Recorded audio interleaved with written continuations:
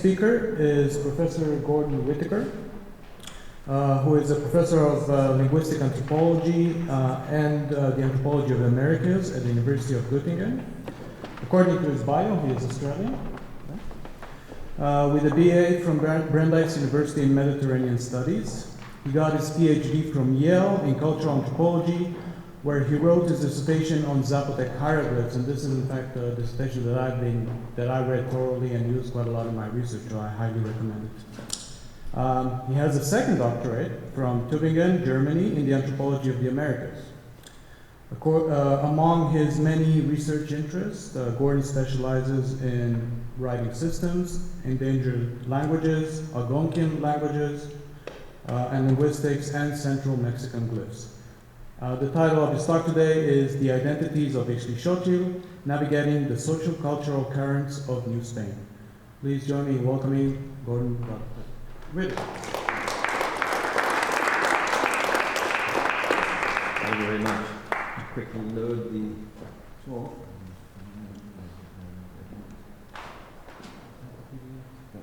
No.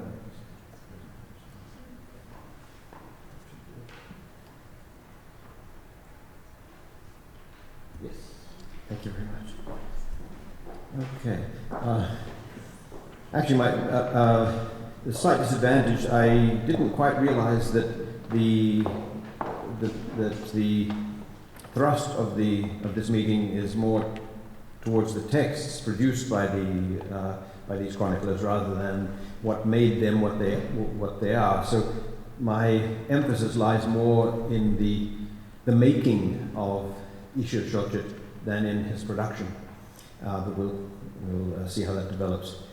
Coming to grips with the life and works of Don Fernando de Alva Ixtlilxochitl, the noted colonial period historian of central Mexico's pre-Hispanic past, is a little like wrestling with an enthralling whodunit. Even after the passage of some 400 years, we still have a number of burning questions we seek answers on if we are to come to viable conclusions about the nature of his copious work. The last 40 years of scholarship have filled in many pieces of the puzzle, but no few issues have so far proven resistant to the tools of the investigator. Among other things, what exactly do we know of the author? That is, which of the various identities ascribed to him presents an accurate picture of the man and how he viewed himself in his social and political context. Let's begin with the matter of his name.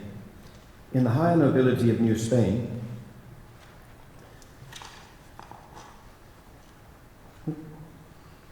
a name sequence could consist of at least one. Let me see. Is this the? Okay. There we go. At least one given name, Christian name, a patronym, that is a name derived from the father's line or from the father directly, and one metronymic or metronym, which has nothing to do with music, it's the term for a name derived from the mother, or both. So we have here the example of Diego Muñoz Camargo. Frequently we encounter before or after a surname, or both, often immediately preceded by the Spanish preposition de, an additional surname element or elements. This is characteristically derived from a prior generation, a baptismal sponsor, or even a parish. Such names could be passed on in variable order as part of the patronymic or metronymic sequence to following generations. Scholars are in agreement that our historian was known and titled as Don Fernando de Alva Ixtlilxochitl, a sequence that interestingly suppresses the entire patronymic sequence and even the primary metronymic, which is Cortés and not Alva, as most scholars simply assume, but retains two secondary surname elements from his mother's family. And yet we have to look far afield in order to find evidence that the author referred to himself or even was styled by his contemporaries in this full of fashion. So, whether the lowest example is an example of a village lord's son who was trying to emulate and outdo Spanish Spaniards with his naming. I don't think that anything beats this sequence. A scion of the Acolwa line hailing on the maternal side from Xolotl down through the philosopher king Nezahualcóyotl and beyond to the rebel prince Fernando Cortés Ixtlilxochitl of the conquest period, our author might be expected to display the indigenous part of his name, inherited from his mother, Doña Ana Cortés, or Ana de Alba Cortés y Xochitl y Santa Cruz, with pride on all documents bearing his signature. This is, after all, the name by which he is primarily known, along with Alba y Xochitl, in most modern references to him and his writings. It comes, therefore, as something of a surprise to discover that he rarely used the secondary metronymic. Indeed, not one of the many records gathered together in the extensive documentary sections of O'Gorman's edition of the historical works and of Munch's study of his family's Cacicasco attests to our author's use of the name.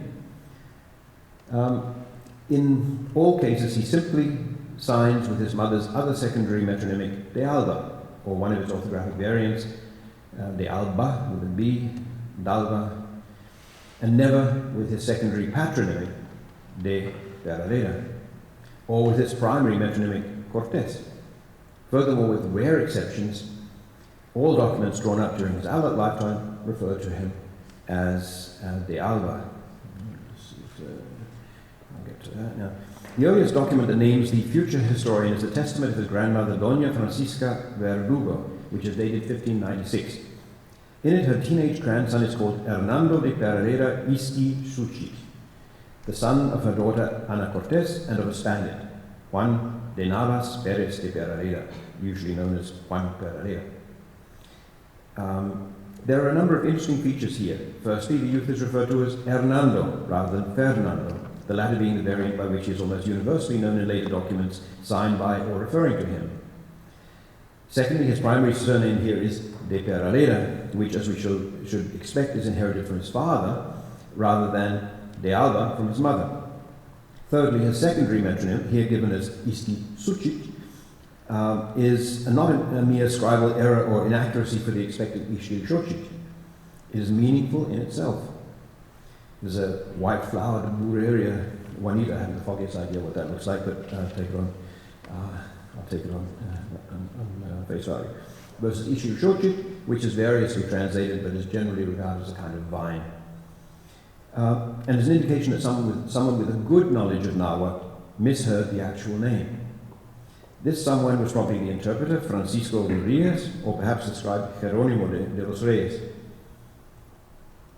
What is interesting is that this very same mistake is repeated in documents from a much later period. In 3 legal documents from 1666, Juan de Alba Cortés asserts correctly that he is the legitimate son of Don Fernando de Alba, also d'Alba, whose indigenous metronym, when added, is rendered 5 times as Ixqui Xochitl, 3 times as Ixqui Xochitl, and twice as Ixqui Xochitl, just spelled with an S rather than a Z. Never once as Ixqui Xochitl. In a 4th document from the same year, the historian's metronym is rendered as Iset y Xochitl, the sole flower, contrasting with that of the plaintiff, his uncle, Don Luis de Alba, which is given as Ixqui Xuchitl. All of this suggests that the historian rarely referred to himself or was referred to by his Nahuatl-derived secondary metronym. Similarly, none of his siblings appears ever to have used the name. During his adult lifetime, the instances in which he is named in this manner are limited to just 5 documents, 2 dated 1608 from the town fathers of Coatlacingo and Ayunta. Have I got that there? Yeah, okay. And the Ayuntamiento of Texcoco, asserting to the veracity of the author's historical writings. 1 document from 1612 announcing his appointment as Juez Gobernador of Texcoco, and 2 from 1620, 1 his father's testament, where he is called Hernando de Alba Ixqui Xochitl, and the other Cedula. None of these documents attest directly to the historian's own use of the metronym.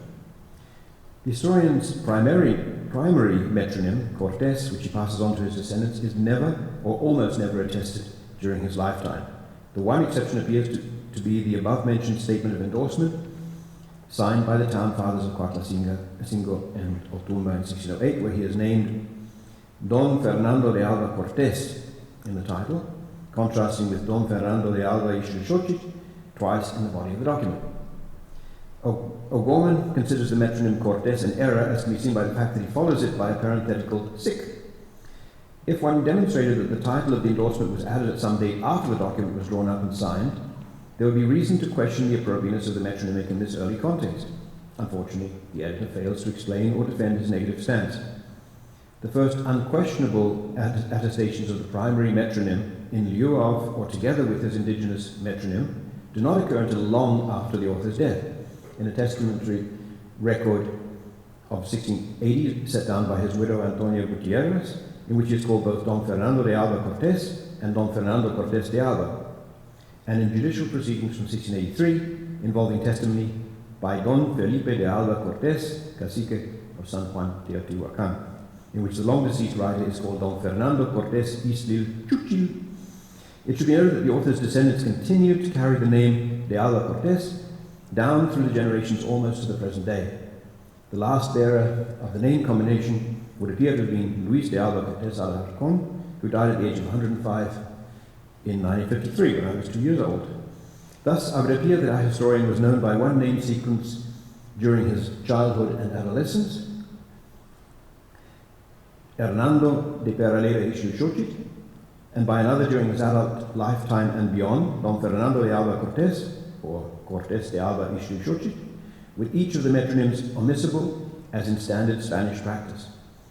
The historian is never known to have signed with or to have otherwise used his primary metronym, Cortés, nor, with one notable exception, his secondary metronym, Ixtlilxóchitl, preferring instead his mother's secondary metronym, de Alba. But even this, as we shall see, is not the whole picture. He himself only used his name Ixtlilxóchitl in the context of writing a chronicle of Mesoamerican, Central Mexican history. There is a so far solitary instance in which this historian included in his signature more than one surname element in the former Bible Society manuscript, henceforth called XBSMS 374. I refuse to call it the Codex Chimalpayan, which is my colleagues and the Mexican government insist on calling it this, but it is an insult to Ixtlilxóchitl, in my opinion, in my humble opinion, to transfer the name of Chimalpayan in the third volume of a 3-volume set to all 3 volumes, including 2 volumes by Ixtlilxóchitl and materials by the same. This was until 2014 part of the special collections of Cambridge University Library, and seem to be the original versions of the historian's works, at least for 3 of the 5 known works of Ixtlilxóchitl. On the final page, let's see, do I have it? Yes. On the final page, folio 9B, of the Relación Sucinta en forma de memorial de la historia de Nueva España y sus señoríos, usually known as the Relación Sucinta, we find the signature of its author. At first glance, it would appear to read Don Fernando. Here's can I point with this thing? Does this point?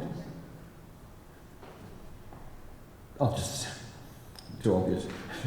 Okay.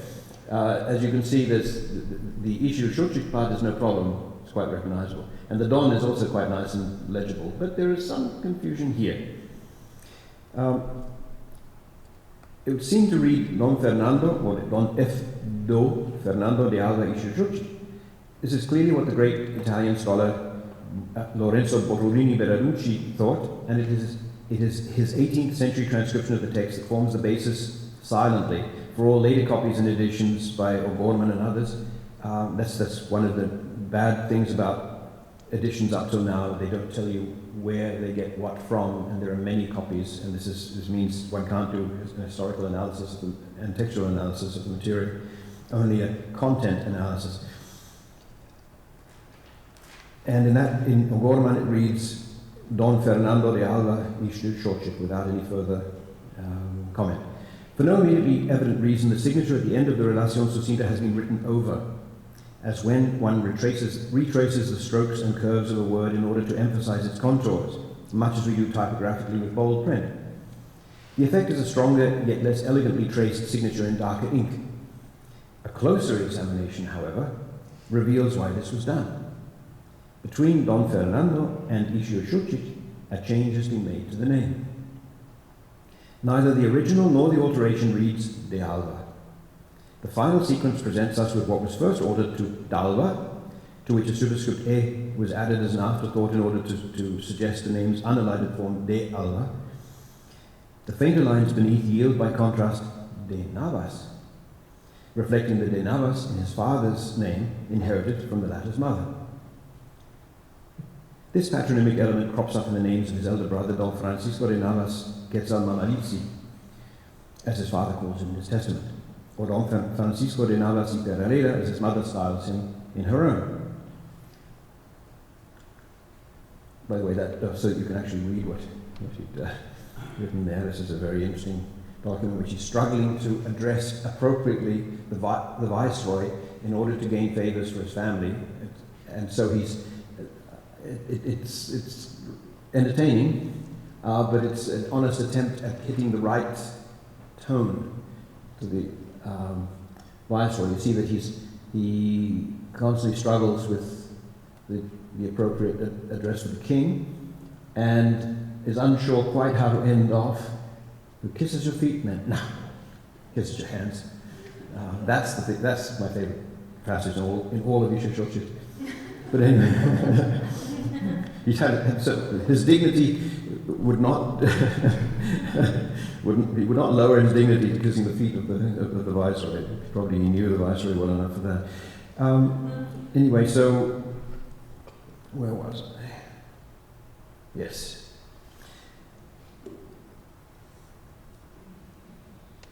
The historian is the one who penned the manuscript text of the Relación Sucinta, as appears evident from a multitude of features in the manuscript.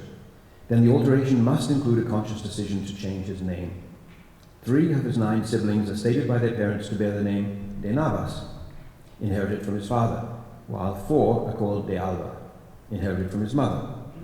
Evidently, the historian, his parents' second-born child, decided at some point after drafting the Relación Sucinta to replace this part of his name, and altered his original signature to accommodate the change. Thus, it is probable that his childhood name was similar to that of his elder brother, Hernando de Navas y Peraleda. It is curious that at no time does he or any of his siblings use his father's primary surname, Perez. Potentially, the name sequence available to the historian would have been Hernando or Fernando de Navas Perez de Peraleda Cortes de Alba y Xochitl. However, an unwieldy chain of this kind, not unheard of in this period, was typically reduced for various purposes and in various contexts to a more manageable string, within the patronymic and metronymic subsets of which the elements could fluctuate in order. Thus we find both de Alba Cortes and Cortes de Alba attested for our historian and his descendants. The variation in surname usage among members of the historian's family underscores the dynamic nature of naming, both of oneself and of one's children, in early New Spain, and can be seen as an instance of what I would call identity styling. Why then did the author decide to include the indigenous metronym in his signature? One likely reason has to do with the context. The Relación Sucinta is described by the historian in his closing paragraph as extracted from the 9 libros, possibly Relaciones, of the history he was still compiling.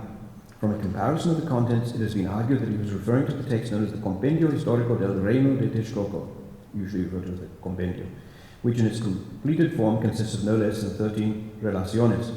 This text, which forms one of the 3 sections of ex-BSMS 374 that are in the historian's own handwriting, was written in support of legal claims that his beleaguered family was making as heirs of the royal house of Texcoco and of the Acolwa lords of Teotihuacan.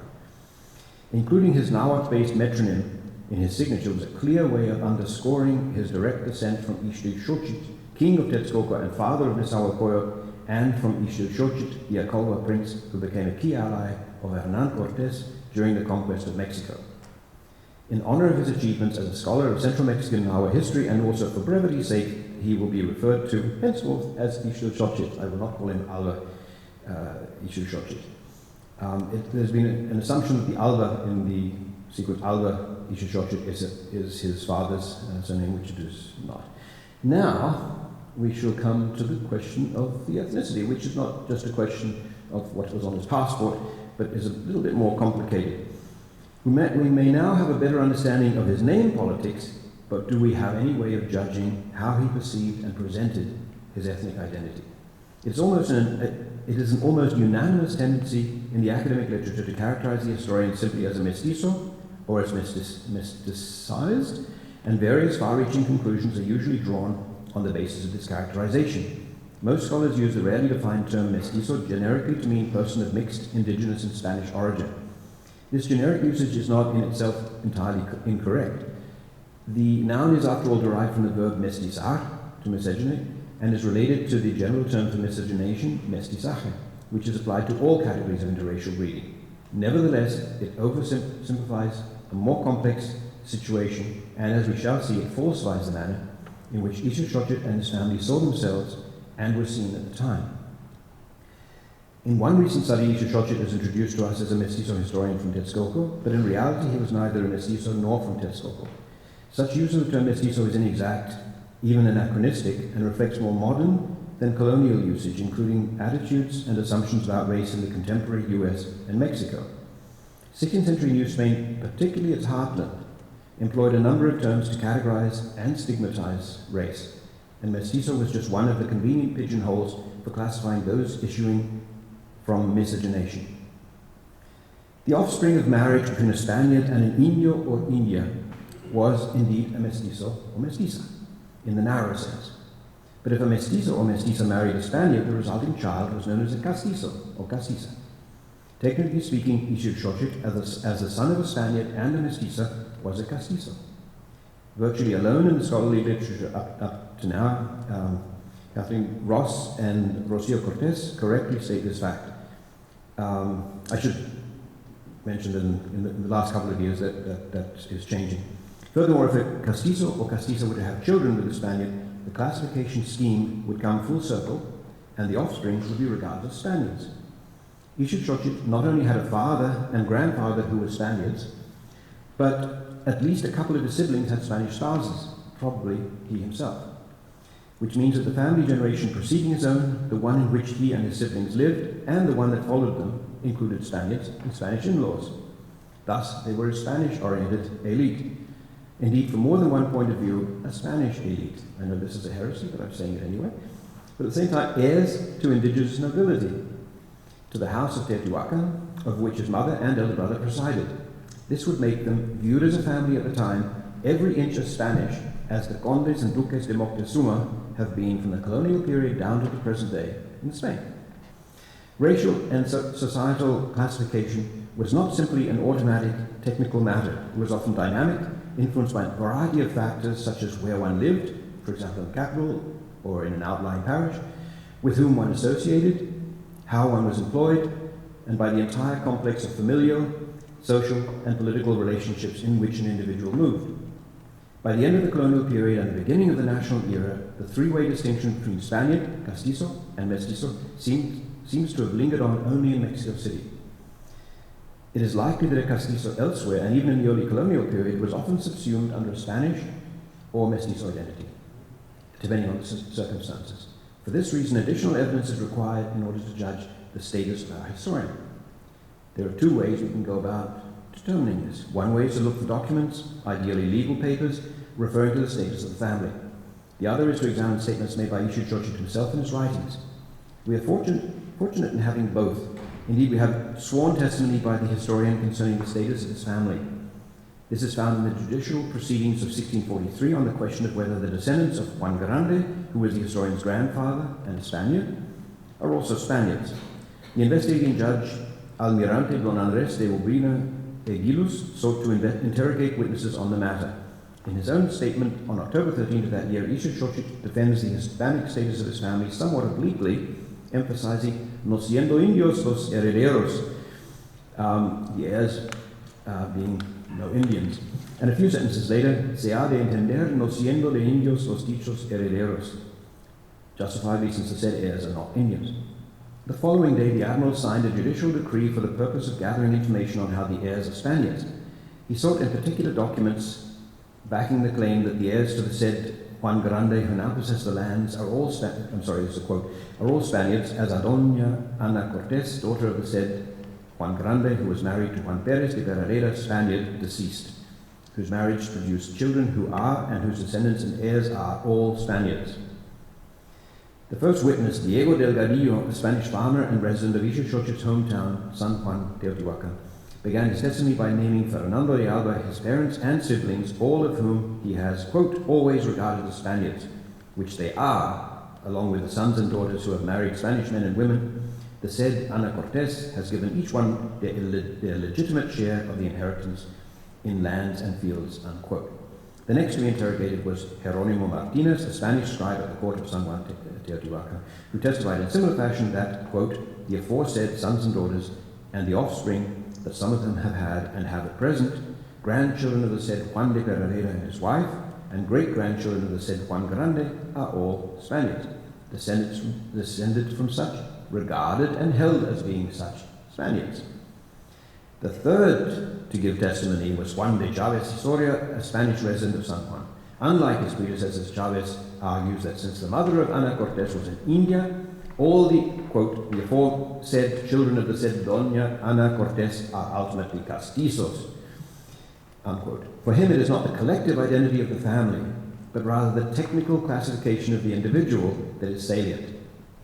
The same perspective is defended by the fourth and final witness, Diego de Yebra del Rio, the Spanish son-in-law of Ana Cortés, whose children he, quote, has regarded and regards as castizos. So even in the family there were, or the in-laws, there were problems. What was the admiral to make of this? On October 17th, Urbina Edilus issued a judicial decree announcing that, quote, the record shows that the said heirs are Spaniards, unquote. Technically speaking, of course, Ana Cortés, the mother of Ixtlilxóchitl, was a mestiza. She was the daughter of Juan Grande, interpreter of the Real Audiencia, and of Doña Francisca Verrugo Ixtlilxóchitl, cacica principal of San Juan Teotihuacan, and the Nahua daughter of Don Francisco Verrugo Quetzalmamalintzin. Here, however, the fact that both her father and husband were Spaniards and that she was a ruling noblewoman seems to have overridden technicalities. Her children, including Fernando de Alba, were Spaniards by descent, marriage, association, and probably lifestyle. Let's see, where am I? But are there any clues in Ixtlilxóchitl's own writings as to his personal ethnic perspective? One approach would be to examine the manner in which he refers to Nahua, commoners and nobles alike, and to Spaniards. In his study of the concept of nation in early colonial histories, Ward focuses on a single expression in his 2001 work, Nuestra Nación Española, our Spanish nation, found in chapter 90 of Ixtlilxóchitl's Historia de la Nación Chichimeca, and argues that Ixtlilxóchitl, as one of the, quote, mestizo chroniclers, unquote, is incorporating, quote, old pre-Cartesian notions into a new construct known as Spain, unquote, and that the latter's, quote, multiplicity of ethnia, unquote, was favorable to the, quote, creation of a transoceanic nation that would quickly become the Spanish Empire, Nuestra Nación Española, unquote. Rather than inject too much into a single quotation taken out of context, let's review the manner in which Ixtlilxóchitl employs the possessive adjective nuestro and its relatives throughout his writings. Ixtlilxóchitl speaks of nuestros españoles, our Spaniards, of Christian clergy as nuestros religiosos, of the Gregorian calendar as nuestra cuenta, and nuestro calendario, in contrast to the indigenous system, of Spanish literature as nuestras letras, in contrast to its iconographic hieroglyphic Original Historia, of Spanish measurements as nuestra medida, and finally of the Spanish language as nuestro romance and nuestro vulgar castellano, into which he translates Nahuatl terms and phrases. These expressions are found throughout all five of the historical writings of Ixtlilxóchitl. En the Sumaria Relación de todas las cosas que han sucedido en la Nueva España, henceforth known as the Sumaria Relación, we always call it just the Sumaria Relación, although there are two such works. And, quote, and in the dry season, writes Ixtlilxóchitl, they would crown themselves with bunches of whitish flowers that grow among the rocks, and on top a red flower almost like the one we call amusca, which they call Teoxuchitl, which means flower of God. Here our author is clearly contrasting Spaniards, nosotros, we, among whom he counts himself, with the Nahua, ellos.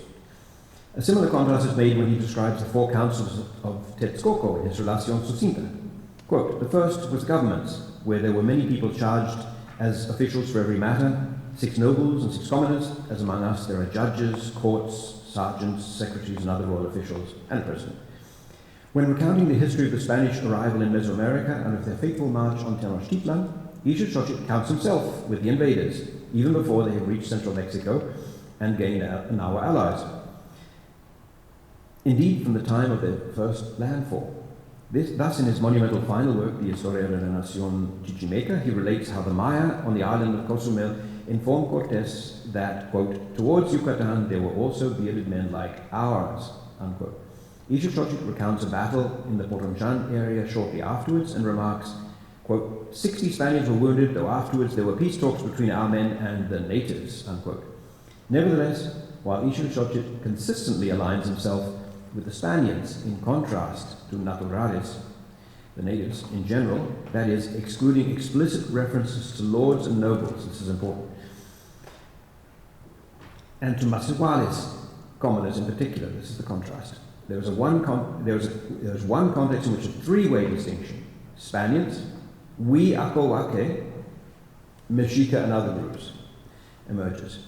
Whenever he describes events involving his great-grandfather, the Acolhua prince Ixtlilxochitl, and ally of Cortes, he employs nosotros, we, and nuestros, our, to associate himself with the latter and his troops, that is, with the rebel prince Ixtlilxochitl.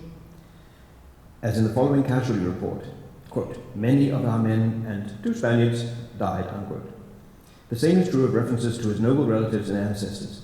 In the concluding words of the Sumaria Relación, the historian complains bitterly of official injustice and lack of respect towards his family, despite the fact that, quote, we never made war on the Spaniards, instead we have always obeyed them from the first day we heard the name of our Lord the Emperor.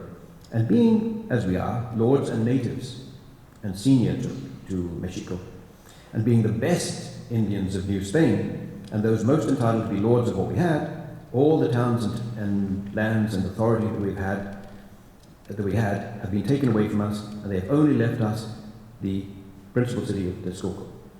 After we were counted and the new rate assessed, not only are the commoners assessed to pay the aforesaid tribute, but all of us, the descendants of the royal stock, are equally assessed against all justice, and we were given an unbearable burden. Here we have a rather complex situation. On the one hand, Ixtlilxochitl contrasts his lordly family with the Spaniards, and on the other, with the lowly Masehuales. And yet in the same breath he describes his family as lords and natives, and as the best Indios of New Spain, thus seeming to draw his family closer to the Masehuales than to the Spaniards. This is, of course, a collective statement, not one that necessarily reflects his sense of personal identity. As we recall, in 1643, he declares before a judge that his family, the heirs of Doña Ana Cortes, are definitely not Indios. The solution lies in a temporal context. His phrase, los mejores indios, is embedded in a reference to the past, to the state of affairs reigning when the Spaniards arrived, a time when the rebel prince Ixtlilxochitl was doing the Spaniards such great service. In his closing statement, however, he underscores the current status of his family as the descendants of royal stock. The present generations, the heirs of Doña Ana, may now be Spanish, but at the same time they are also descended from indigenous royalty. Let us now return to the expression on which Ward based his thesis that Mestizo chroniclers were in the process of developing a concept of transoceanic Spanish nationhood, Nuestra Nación Española. What is the context of this expression? It occurs but once in the entirety of Ixtlilxochitl's works, in chapter 90 of the Historia de la Nación Chichimeca, where the accession of Cuauhtémoc in 1520 is recounted. The historian describes how the newly elected emperor consulted with his partners in the Triple Alliance, Coanacoch of Texcoco and Tetlepanquetza of Tlacopan, on the best strategy for defeating the Spaniards. They decide to offer perpetual peace and other benefits to provinces that had rebelled and gone over to Cortes, and, quote, request their aid and assistance in destroying and eliminating our Spanish nation, okay, unquote. It is quite clear from this passage that we are not dealing with some burgeoning notion of nationhood, at least not of a Spanish one. On the contrary, we have here nothing more than a backward-looking reference to a plan to destroy the Spaniards before they could leave their refuge in Tlaxcalan, and still several months before the fledgling Spanish Empire could establish itself in Mesoamerica. What is significant is only the clear identification of the historian with the surrounded and threatened Spanish. His targeted readership was Spanish, the language of his histories was Spanish, the style of his histories was Spanish, and his own beleaguered family was now, in his own eyes, Spanish. He may well have felt that his readers would note the parallel between the threat facing the Spanish in 1520 and that facing his own Spanish family a century later. His family came to the aid of the beleaguered Spanish. Perhaps his Spanish readership would recognize this and graciously return the favor. That's actually all of my talk, but I just wanted to briefly show you two passages that are controversial concerning the question of whether Isha Shoshit wrote in Nahuatl.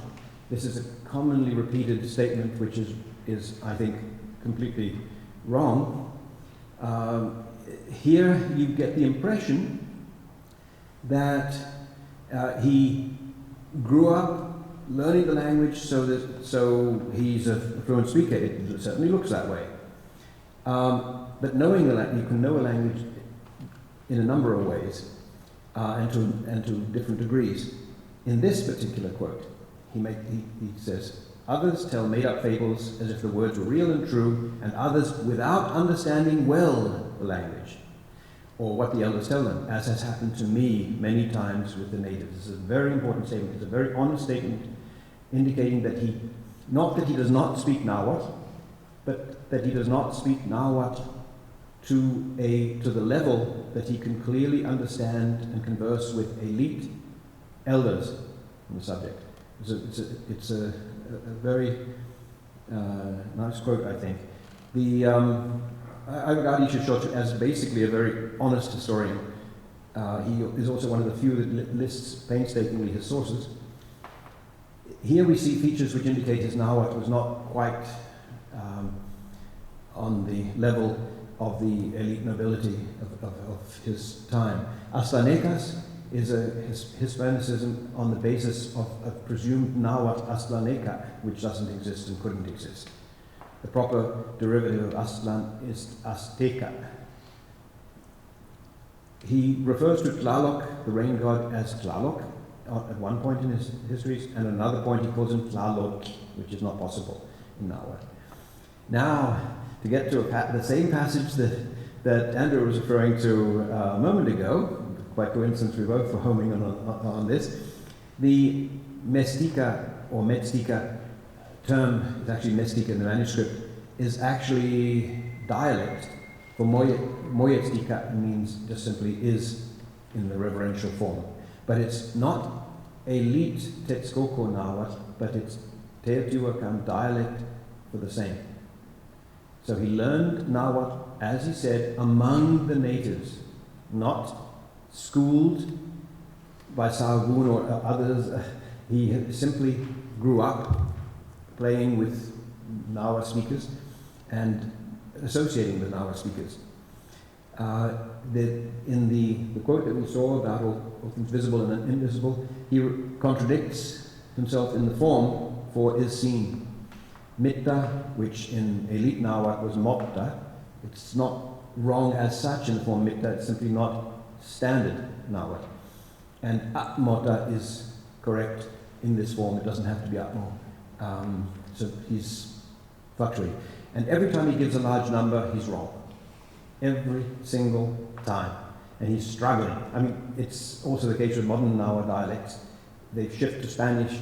One shifts to Spanish above 10 usually, simply because it's a vigesimal system. So he was struggling to work with that, but he didn't quite have the native command of this, which still existed in the 1640s when Carocci wrote his grammar. I think that was it.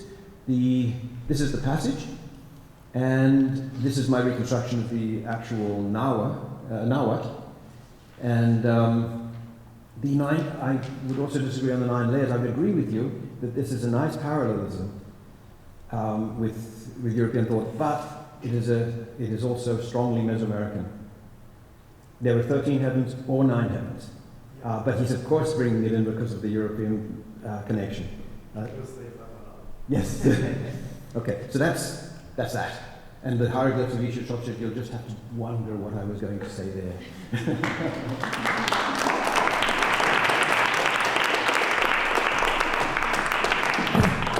Thank you, Gordon. I'll definitely want to hear about the hieroglyphs of Ixochitl and for demonstrating how important it is to consider the politics of naming in such presentations. To wrap up this first panel, our respondent today is Professor Amber Bryan. She is an assistant professor in the Department of Spanish and Portuguese at the University of Iowa. Her book, Alba Ixtlilxóchitl, Native Archive and the Circulation of Knowledge in Colonial Mexico, will be soon coming out with Vanderbilt University Press, so congratulations on that. She collaborated with Brad Benton and Pablo Garcia on Native Conquistador, Alba Ixtlilxóchitl account of the conquest of New Spain, published in 2015, and is collaborating on other book projects to translate and prepare scholarly edition of Ixtlilxóchitl writing in English and Spanish. Please welcome Professor Amber Bryant.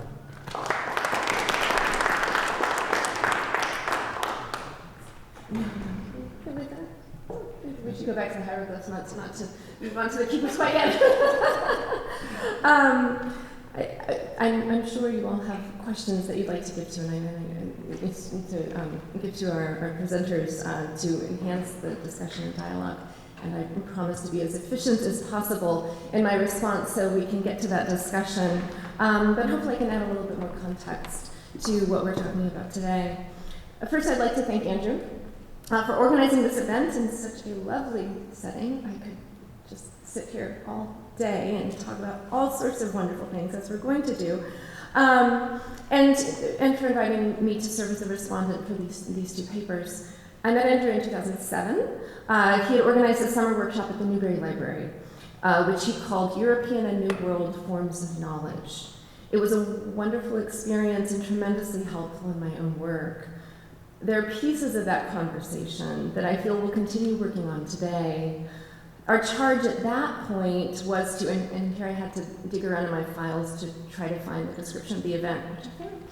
So I will quote Andrew. Our charge at that point was to explore aspects of the intellectual history which arose from the sustained encounter between indigenous and European cultures in Spanish America. Today our focus is more pointedly on Mestizo Chronicles. I enjoyed reading Andrew's and Gordon's papers. We could say that each one points to a different way in which we can approach the study of these Mestizo Chronicles. Andrew's emphasis is on the text, and Gordon has pointed this out, and Gordon's is on the author. But there are also two additional models here, I would suggest, where Andrew the classicist homes in on what is European, and maybe we got a taste of this in that brief exchange, the 30-second exchange they just had, which I'm sure we're going to get a larger version of. So Andrew the classicist homes in on what is European, whereas Gordon the Nahuatlato dissects what is, or as he might argue, is not native. The push and pull between native and European, whether it's embodied in the text or the biography of the author, has been key to the discussion of mestizos and mestizaje. In his foundational study of Nahuatl letters, Historia de la Literatura Nahuatl, Ángel María Garibay attempted to locate the writings of a range of authors based on Nahuatl documents. He called these writers mestizo historians, historiadores mestizos. Garibay hastened to clarify that his use of the term mestizo was not intended to signal racial mixing. In fact, he said, a Spanish writer like Fray Diego Durán could also be considered under the use of this term, since Garibay's focus was literary or even documentary mestizaje. He further emphasized that his use of mestizaje could also be expressed by the term interculturation, which he admitted was less than elegant. Mestizo has been used to highlight, as Garibay did, the intercultural nature of writings that drew from native and European sources and historiographical models by scholars such as Martin Leinhardt and Salvador Velasco. For Leinhardt, Tezosomoc, Chimalpain, and Alba Ixtlilxóchitl could each be construed as mestizo chroniclers, as his attention is on the text. Other scholars, such as Enrique Florescano, have used the term mestizo to emphasize mixed ancestry. For Florescano, unlike the true Indians, Tezosomoc and Chimalpain, Alba Ixtlilxóchitl falsely assumed that role. In both Leinhardt and Florescano, the use of the term mestizo potentially connotes an author and text that simultaneously borrow from and belong to the European and Indian social and cultural contexts. Yet other scholars have cautioned our use and deployment of mestizo. Rolena Adorno has eloquently addressed the bicultural position of Alba Isisotl, noting that Alba Isisotl occupied, and here I quote her, a subject position that is not that of the pure indigenous pre-Hispanic past, but rather that of the colonial subject, whose conscious attempts to accommodate himself to a new doctrinal and literary historiographic norms bespeak an ethnic ambition and an effort to remake cultural identity. She urges scholars to acknowledge that Alba Isisotl's efforts to engage with both Spanish and native values should not invite us to, and here I quote her once again, deny the legitimacy of the position of the colonial subject. More recently, Joan Rappaport's study of the disappearing mestizo also approaches the topic through close and sustained analysis of the particular context in which the term was utilized. And she concludes that the term mestizo cannot embody a singular referent. Rappaport cautions against constructing mestizo as a facile socio-racial category. Instead, she emphasizes that, and here I quote her, there is no single mestizo narrative in the early colonial period, nor did mestizos automatically merge into a single social group because they were of mixed descent. As we discuss mestizo chronicles here today, we're forced to recognize that this is a loaded term that has carried multiple, sometimes contradictory meanings. Tezosomoc and Chimalpayan were not racially mixed, though some, like Garibay and Leinhardt, would argue their written works are examples of mestizo writing. Unlike Garcilaso de la Vega y Inca, Alba Isisotl does not describe himself as mestizo. As Professor Mazzotti no doubt will remind us later today, the Peruvian mestizo proudly announces to the reader in Historia General del Perú, me lo llamo yo a boca llena y me honro con él. Full-throated, I call myself mestizo, and I'm honored to do so. We find no such comment anywhere in Alba Isisotl's historical writings, or in the many legal documents he was part of producing. It is true that Alba Isisotl does not fit neatly into a single category. Born of Spanish and Indian blood, conversant in Spanish as well as Nahuatl, he was an interpreter in the Indian court, an able writer within European historiographical models and cultural and political discourses, yet also tied both personally and professionally to Indian towns. And his self-identification, when it is represented, is grounded in the genealogy of his mother's Nahuatl family. He is the proud descendant, he says repeatedly, of Nezahualcóyotl, Nezahualpili, and Isisotl. Andrew Laird's paper demonstrates, through a meticulous reading of Tezosomoc, Chimalpayan, and Alba Isisotl, that humanism provided these authors with the conceptual framework in which to incorporate pre-Hispanic native knowledge into the Hispano-Catholic context. Their histories were imbued with classical learning, or at least references to texts from ancient Europe. As I was reading this paper, I couldn't help but wonder about what exactly they were reading and where they were reading it. As part of the celebration of the 400th anniversary of the publication of Inca Garcilaso's Historia General del Perú, the Biblioteca Nacional in Spain has mounted an exhibit of the author's library, which was documented at the time of his death. We don't have anything similar from our Central Mexican authors. Yet Andrew's paper teases out the classical sources that are woven into the three authors' works. And in this way, following in the tradition of Sabine McCormick's work, he demonstrates that classical traditions were used as instruments of native autonomy. Gordon Whittaker takes up the question of identity in the case of Alba Isisotl, whom, as he notes, has been categorized alternately as mestizo, castizo, Indian, and Spaniard, depending on where you're reading and whom you're talking with. What at times has been regarded as the conflicting, contradictory, or inconsistent nature of his identity is a sticky issue that deserves special and careful attention. Gordon focuses on Alba's name and the social category with which he is identified. He suggests the signature at the end of the Relación Sucinta that we saw here points to a conflicted representation of the self, or constructed representation of the self, we could say. Gordon then critiques the way Alba Isisotl has been categorized as mestizo, and he suggests that by being more precise with our terminology and naming, we might create a clearer path to understanding his histories. I might suggest that we resist the temptation to find firm categories, since as we do that, we foreclose possible paths of analysis. The works of Aglaíz Xochitl and Chimalpayin have garnered increased notoriety in the past 2 years since the repatriation of the 3 volumes of manuscripts, known now, Gordon can plug his ears, as the Códice Chimalpayin, which contain the original manuscripts in the first 2 volumes of Aglaíz Xochitl's 5 historical works, and Chimalpayin's Historia o Crónica Mexicana in the 3rd volume. In a press release from September 17, 2014, INA announced that, and here I'll give a little passage just to end with a little reference to these important documents, these important manuscripts. These invaluable documents were acquired by INA last May 20th from the Bible Society in London, which held them since the 19th century.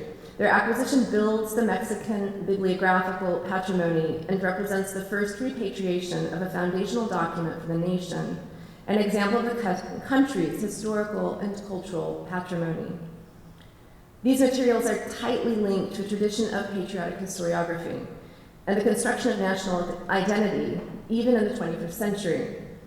The rejoicing wasn't universal, however. In an editorial titled Gobierno compra su, entre comillas, su pasado, the government buys its past, the author clearly distancing himself from that act, which was published soon after the repatriation of the manuscripts. Mexican writer Heriberto Yepes gives voice to some of the discomfort surrounding Indian intellectuals and their role in the writing of Mexican history. First, expressing a conflicted sort of relief that the documents were not, I have to cite this and hopefully we can all chuckle about this. The documents were not purchased by a U.S. institution, which would have represented, as he says, un trofeo académico imperial más, yet another academic imperial trophy. Yepes then says, moreover, the documents that are included are very problematic. They are visions of letrados, Chimalpayin and Xochitl. Letrados indeed, I would say. We could make this statement in a celebratory way, yet for Yepes, being letrado clearly takes away from their authenticity as native voices. Andrews and Gordon's papers, however, encourage us to look at the ways in which the histories of Tezosomoc, Chimalpayin, and Aglaíz Xochitl register both a native perspective and a knowledge of European traditions. And our task is to make sense of the different layers of mediation that are present in these Mestizo chronicles. And there I'll end. Move on to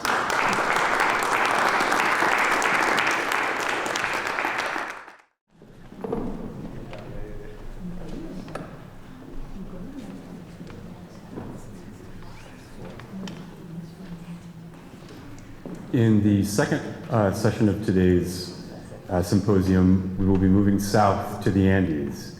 And it's my pleasure to introduce the speakers in this session and also the commenter. My name is Parker Van Valkenburg. I'm a new faculty member in the Department of Anthropology at Brown and work on colonial Peru.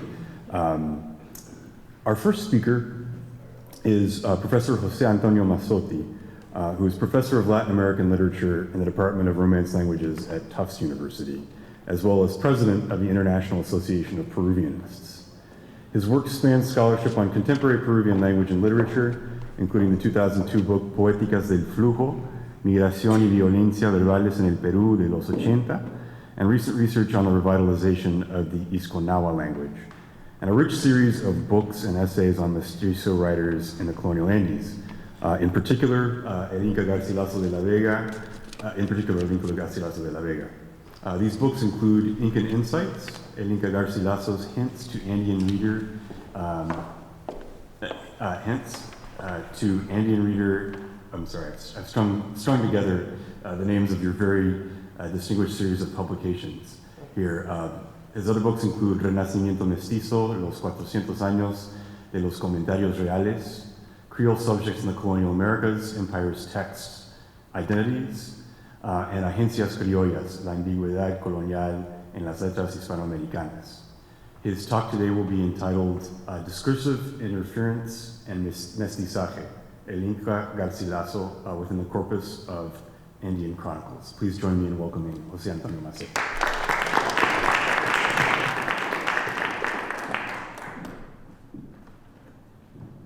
Thank you for your kind and generous presentation, and to our hosts, Andrew Laird and Neil Safir, for organizing this beautiful conference. As the title of my paper explains, I'm going to try to locate Inca Garcilaso in a specific context outside the more conventional, traditional reading that situates him in the corpus of the Spanish Golden Age.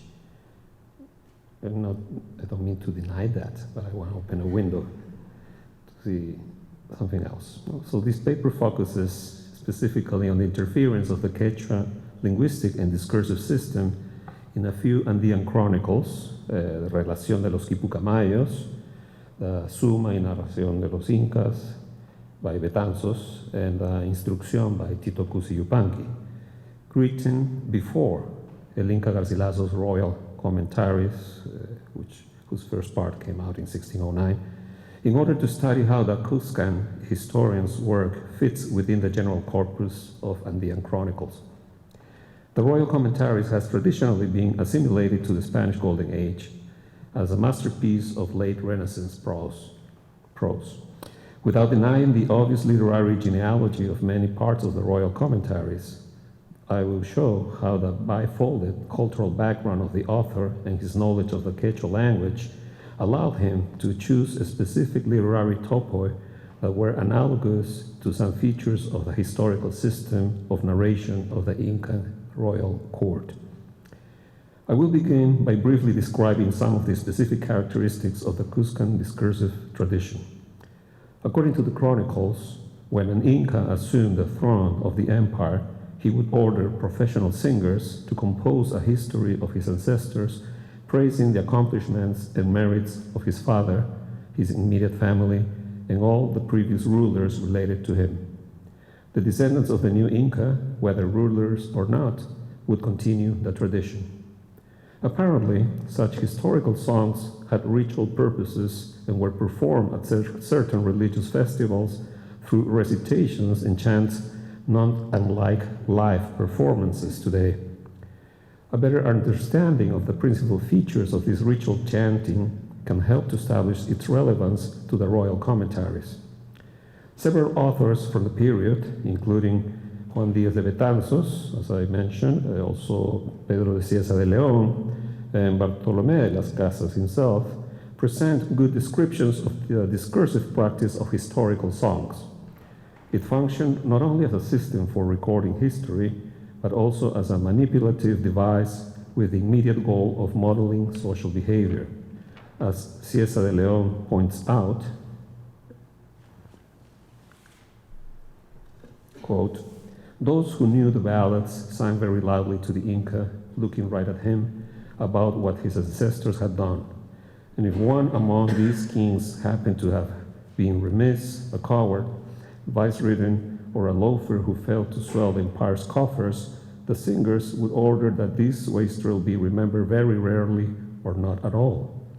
And they followed this order so closely that if someone were to be recalled, it would only be so as not to forget his name and successors.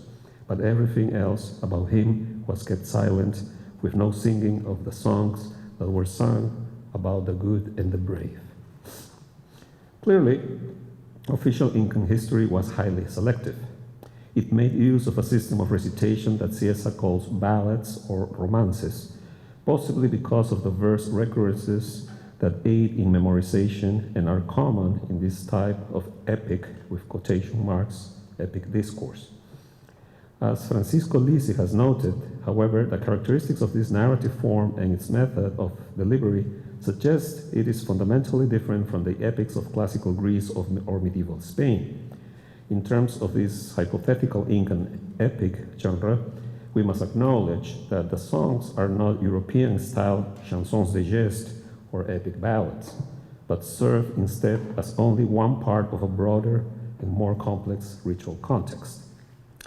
Incan historical memory was based, thus, on both oral sources, like the Taqui, Hayi, or ballads described by Cieza, and visual and tactile sources, like the Quilca and knotted chords called Quipu.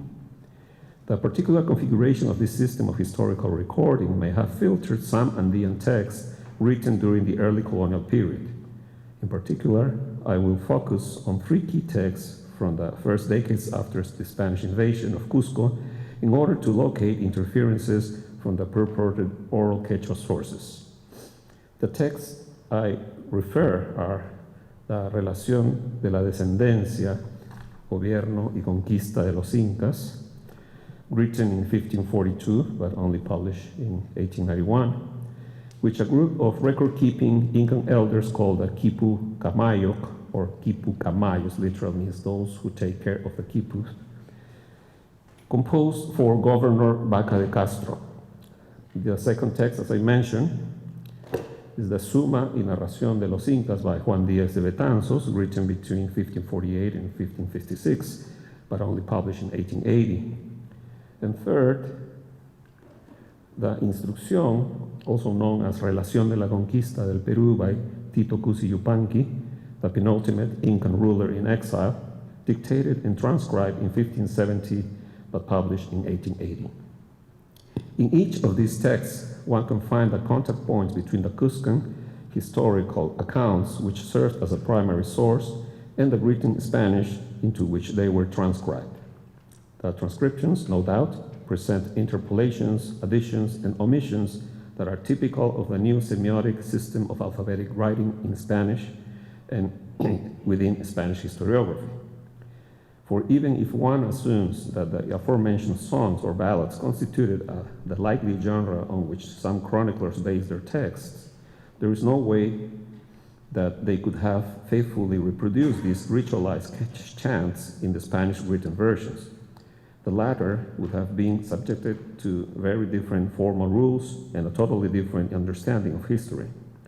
Furthermore, the colonial texts were driven by the particular interests of the colonial administration in Cusco during the first decades of occupation. It is also quite possible that voices other than the actual reciters acted as primary sources during the inquiries that the Spanish transcribers made. In any case, the 3 aforementioned texts clearly underwent a composition process which produced transformations peculiar to the contact between the Cuscan and the Spanish systems of historical narration.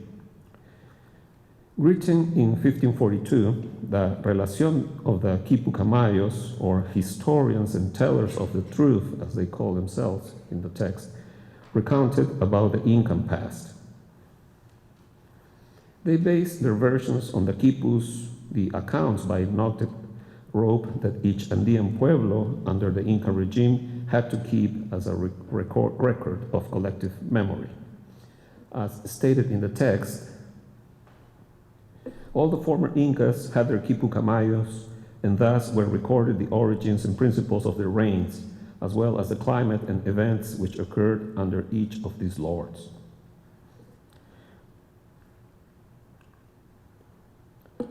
This statement suggests that the quipus, which probably began as devices for keeping numerical data, were also used to record historical events.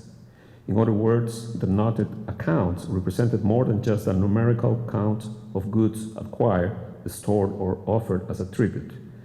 They were also a compilation of important dates and events, the verbalization of which was in charge of the Quipu Camayo. Here we have one of the well-known drawings by Juan Poma de Ayala. I would not refer to the Nueva Crónica because it's a little bit later than this text that I'm studying, but it's a fundamental source to understand how the Andean system of historical recording of memory survived somehow during the colonial period. The final version of the past, going back to the Incan system of historical narration, the final version of the past was ultimately dependent upon these individuals, the Quipu Camayo. As a result, the work was highly specialized, and the designated persons, at least 4 in each small town and many more in large settlements, in order to avoid doubts and inaccuracies, dedicated themselves exclusively to it and were exempt from tribute payments under Incan rules. This is something that Inca Garcilaso and other chroniclers affirm.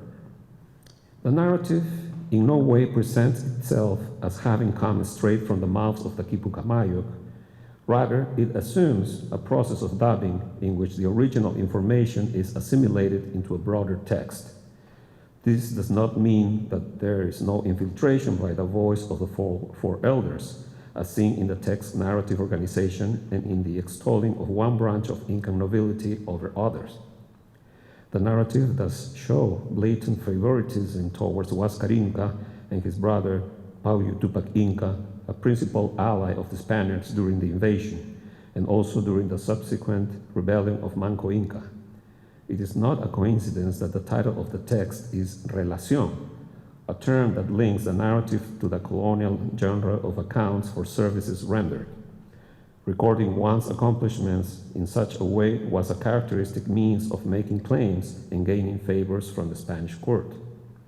The Relación was composed in the early 1540s when Pauyo Tupac Inca enjoyed the confidence of Spanish authorities. It is reasonable to assume, given this confidence and his noble ascendancy over the indigenous populations of the Cusco region, that he also exercised considerable influence over the Quipucamayos and the structure of their narrative. In terms of the verbal configuration of the text, the recurrence of a series of themes suggests that there did exist an official Incan way of telling history. Here I'm not referring to the genre of epic narration as seen in the historical chants described by Betanzos, Cieza, Las Casas, or even Garcilaso himself, who was unaware of the previous three texts. What I am referring to is the fact that the Quipucamayos involved in the Relación of 1542 were among the few survivors of the great massacre carried out by Atahualpa's troops of Huáscar Inca's royal family, supporters, and official historians. One can assume, therefore, that the perspective of these Quipucamayos reflected the view of the Cuscan elites who were defeated by Atahualpa, but who continued to claim sovereignty based on Huáscar Inca's lineage. In the text, these claims were expressed through the mention of succession rules based on primogeniture and blood relations, which match the European framework for establishing legitimacy. The text is replete with other examples of this view, including exaltations of Viracocha Inca, the eighth sovereign, as the greatest Inca of all, an exaltation that is notably absent from the Suma by Betanzos, the second part of which was finished in 1556. This privileging of the Viracocha Inca over his successor, Pachacutec Inca Yupanqui, a viewpoint also seen in the Comentarios Reales, may have to do with the fact that Atahualpa's mother belonged to the Panaca or royal family of Pachacutec Inca. In short, certain narrative features of the Relación suggest the concerns of the Incan historians. According to Incan customs, the royal Panacas, or families of both sons of Huayna Capac, Huáscar and Atahualpa, were responsible for materially preserving their respective sacred mummies, but also for verbally preserving the deeds and exploits accomplished in life by their deceased ancestors. Turning to the question of the writing style of the Relación, one can discern certain formulas possessing structural similarities with Quechua syntax and morphology, like the structure subject-object-verb, more typical of Quechua than of Spanish, which privileges subject-verb-object structures. There also are numerous narrative strategies that contain a verb of validation at the end of any quotation, something very frequent in Quechua, a language that does not admit the indirect discourse. Now, going to the Suma en Narración de los Incas by Juan Díaz de Betanzos, one must be careful not to treat the text as a literal translation of an epic Incan chant, as some scholars have done.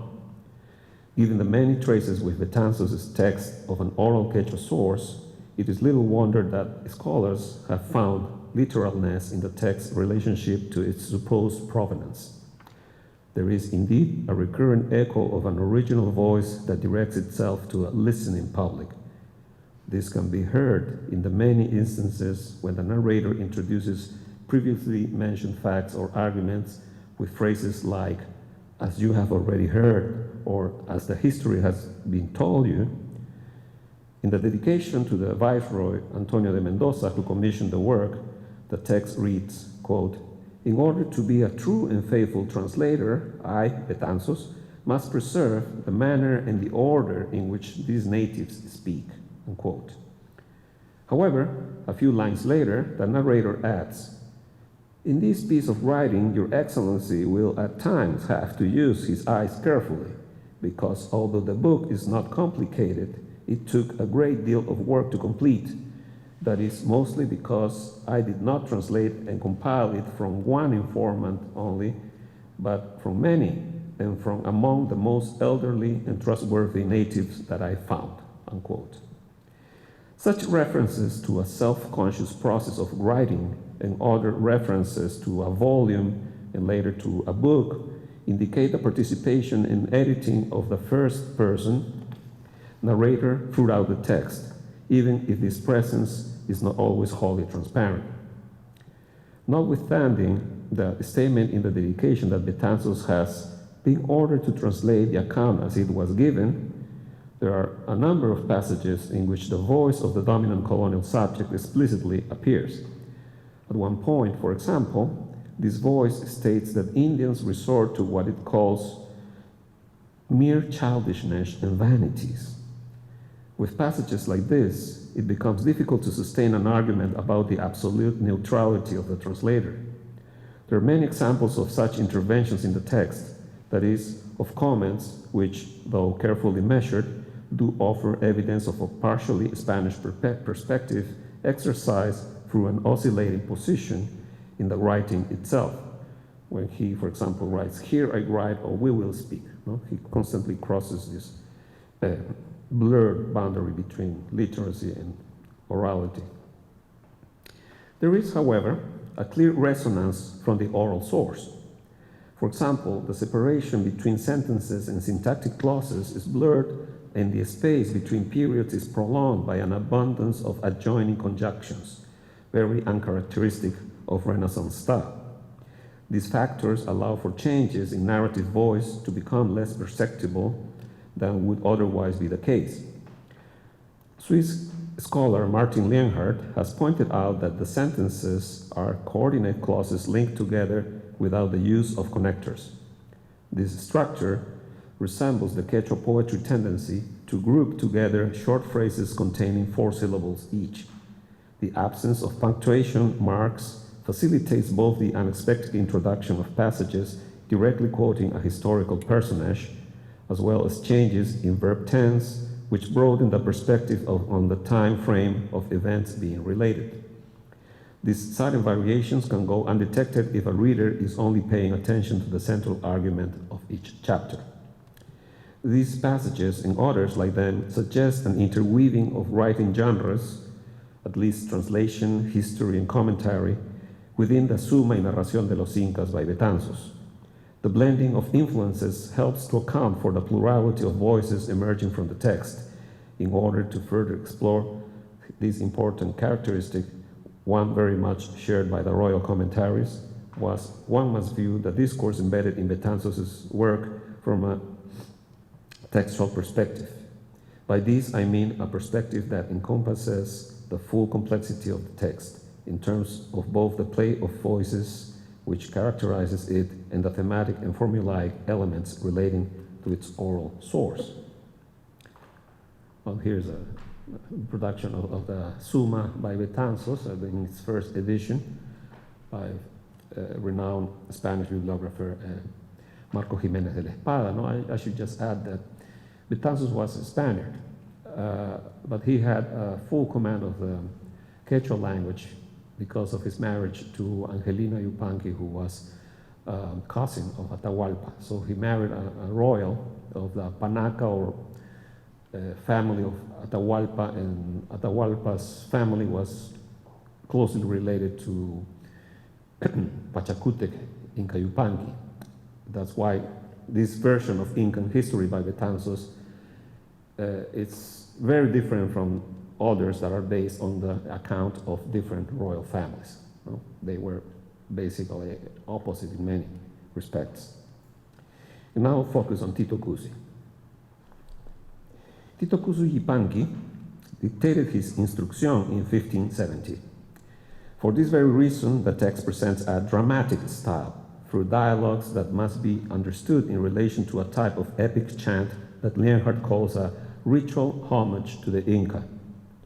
This genre commemorates the deeds and virtues of a particular deceased ruler, elevating his image as a paradigm of conduct for his successor. The new Inca, in this case Titu Cuzi, thus had to extol the virtues that not only legitimized the reign of his ancestor, but also justified his own position. As it turns out, Titu Cuzi's account was tempered by the work of a translator, the Agustinian friar Marcos Garcia, and a scribe, the mestizo Martín Pando. Moreover, the discursive strategy of Titu Cuzi's retelling of his father's life and rebellion against the Spanish authorities was undoubtedly aimed at satisfying the inquiry made by Licenciado Lope Garcia de Castro, ex-governor of these kingdoms of Peru. Indeed, Titu Cuzi addressed his account to Garcia de Castro and gave him extensive powers to negotiate on his behalf before killing King Philip II of Spain, in the hopes of gaining certain privileges under a Pax Hispanica. The historical events that motivated Titu Cuzi to dictate his version of the conquest to the Agustinian friar in 1570 are quite numerous and extremely tumultuous, as was the reign of Titu Cuzi himself. Rather than discuss these historical events at length, I will briefly focus on the textual aspects which resonate with an original oral source. Although the voice of the penultimate rebel Inca is transformed by a process foreign to Andean tradition, the text nonetheless exhibits the original voice in its Cuscan specificity and in its intention as a form of cultural and political resistance. In terms of the Andean particularities, one can discern characteristics similar to those previously noted in the case of Betanzos' Suma. And while it is true that the reproduction of a ritual discourse is limited by the written nature of the text and its role in the account of services rendered, the oral origins nonetheless allow for peculiar discursive components that I will briefly describe.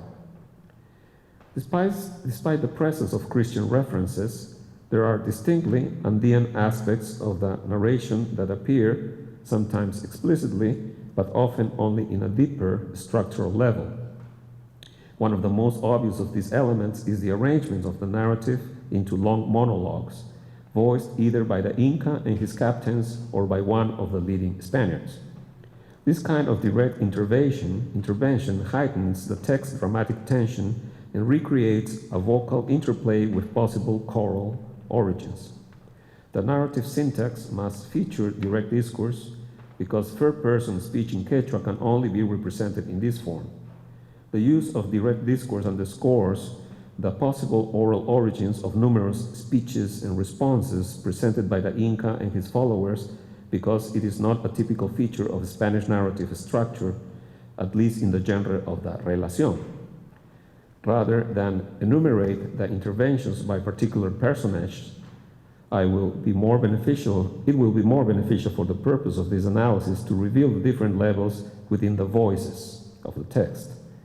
This complexity casts further doubt on the presumed absolute fidelity of the instrucción to its oral source. Moreover, an analysis of this layered discourse will show that choral writing, I've baptized this specific form of writing in the case of Cuscan Chronicles, is present in Titu Cuzi's narration. This text, along with the Relación of the Quipucamayos and the Suma by Betanzos, to which I have briefly referred before, is an early example of a kind of Andean writing characterized by its polyphonic nature. Turning now to the royal commentaries by Inca Garcilaso, we must remember that a principal shortcoming of the traditional interpretation of Inca Garcilaso is that it pays no attention to the subtleties of the first editions of the work. The most important editions produced during the 20th century, those by Ángel Rosenblatt in 1943, Carmelo Sáenz de Santa Maria in 1960, and more recently Carlos Araníbar in 1991, have served as the exclusive source for many modern studies of the royal commentaries. All of the above mentioned editions, however, severely modify Garcilaso's original punctuation, assuming the potential reader of the text to be a learned Westerner. As a result, Garcilaso's prose is transformed into a clear example of how well a mestizo subject of the Spanish king was able to master the Castilian written language. Despite apparent mistakes and misprints, the rhetorical mechanisms embedded in the first edition of the Royal Commentaries achieve a high degree of authority by evoking not only some of the most prestigious European literary and religious topoi, but also some key symbols of Incan imagery, and by incorporating elements of an Incan mode of narration. With this understanding of his history as a double-voiced discourse, we can deduce the strategy of a writer who is dealing with a European audience and censorship, but who is at the same time transforming original Andean themes and styles in order to accommodate them within a projective future. For example, when reading the original text aloud, the continuous use of formulaic structures to open the chapters that narrate Incan expansions, and the similarity of certain foundational passages to the versal duality, the syntactical semantic couplets of Quechua poetry, become more perceptible. Such a reading would respect the original punctuation of the Royal Commentaries, a punctuation that modern editions have severely modified in order to better meet the requirements of a visual reading. And here I'm going to open a parenthesis because I'm sure some of you will ask this question, and I've been asked this before. Editions in the 16th, 17th centuries, as you know, are very chaotic and usually modified by the cajistas and tipeadores. So how could we claim that Garcilaso had any decision over the punctuation of his text? That's a very good question indeed. But probably the best answer is if we compare the syntactic structures of some passages, no? Particularly the so-called warrior passages, the passages that narrate the expansion of the different emperors from Cusco, to the same or similar passages in other chronicles, like Acosta, who was contemporary to Garcilaso, even C.S.I. León, who wrote before in the 1550s, Gómara, well, many others. We don't have the same style to begin with, and we don't have this conception of these narrations, which are very formulaic, as forms of recitation that Garcilaso himself claims when he attributes the origin of his version of Incan origins and expansions to his uncle Cusihualpa, you know, in the first book of the Royal Commentaries. Now, I can go into more detail later, but I don't have a lot of time to explain example by example how this works. Just trust me in the meantime. Similarly, certain images used in the work to describe the Andean spiritual ages reflect not only European but also ancient Andean imagery. These images have generally been identified only by prestigious literary and rhetorical topoi such as the Preparatio Evangelica and the Augustinian scheme of the human ascension to the city of God. But in the metaphors used in the work to talk about Andean spiritual history, there is also a syncretic but contradictory transformation of Incan and European images. Well, you might remember chapter 15 of book 1 of the Royal Commentaries when he talks about 3 spiritual ages, and he identifies of the Andean peoples the first age of darkness, the second age of the morning star, the Incas, and the third age of the sun of justice, the Spaniards, which coincidentally, at least the morning star and the sun belong to the most prestigious pantheon of Incan religion. Given that the author acknowledges his maternal relatives as one of the sources of his text, it is crucial to explore the relationship between our author's declared source, Cuscan, oral, and aristocratic, and the sources for the text by the Quipucamayos, Betanzos, and Tito Cusi. These were relatively contemporaneous to Garcilaso's experience in Cusco in the mid-16th century, and were also of Cuscan origin. In light of this kind of textual analysis, the literary alibi that Garcilaso offers, that is, the Incan orality attributed to the voice of Garcilaso's great uncle, Cusihualpa, is the real source of part of the text, assuming that we can begin to get more awareness of the material consistency of that statement. For example, in part 1, book 1 of chapter 15 of the Royal Commentaries, the narrator states that he often heard his indigenous relatives telling stories about the Incan past. It would have been in 1554 or 1555. Garcilaso says, when I was 15 or 16, that he first heard and later remembered mythical tales of the founding of Cusco, epic sagas of Incan conquest, and descriptions of the organization of the Cuscan state. Upon the chilly heights of the old imperial capital, in the midst of the Spanish soldiers, but in unabashed fulfillment of their traditions, the Cuscan elders passed on their form of recording history. According to statements by the narrator, the young mestizo Garcilaso had the privilege of witnessing this in person. Garcilaso bases the authority of his work is based on the remnants of an oral indigenous account that extends beyond issues of thematic resonance. Of particular importance in this analysis is an idea suggested some time ago by José Durán, a Peruvian scholar whose valuable work has been systematically ignored by subsequent critics. Durán claimed that the composition of the royal commentaries was an ongoing and changing process, and that the final version of the work, including its different styles and uneven emphasis on narrative rhythm, was the result of Garcilaso's decision to add the chapters on the Incan Wars and Incan expansion only after completing his description of peacetime Incan social organization. Now, if you are familiar with the word, you will see that there are two types of chapters: those that go diachronically, that narrate the Incan expansion, and the synchronic ones that belong to a more ethnographic or a moral history, as it was called at that time. In other words, the diachronic account and the synchronic description differ not just in content, but also in style and in the timing of their compositions. According to Durán's claim, the warrior sections or chapters were only included during the final years of composition. It did not form part of the original plan of the royal commentaries. And yet, curiously enough, these warrior sections correspond to a narrative model that seems to be evoking the repetitiveness and formulaic tone of the declared oral source. Even though the use of fictitious sources was a commonly rare strategy of the period, a la Cide Hamete Benengeli in Cervantes, the existence of this oral source cannot be entirely ruled out. Such an evocation endorses the discursive authority that the text aspires to achieve vis-à-vis a potential public whose familiar cultural references would have included a similar type of narration about the history of the Incas. Turning to the metaphoric and symbolic aspects of the royal commentaries, they seem to indicate a superimposition of semantic planes.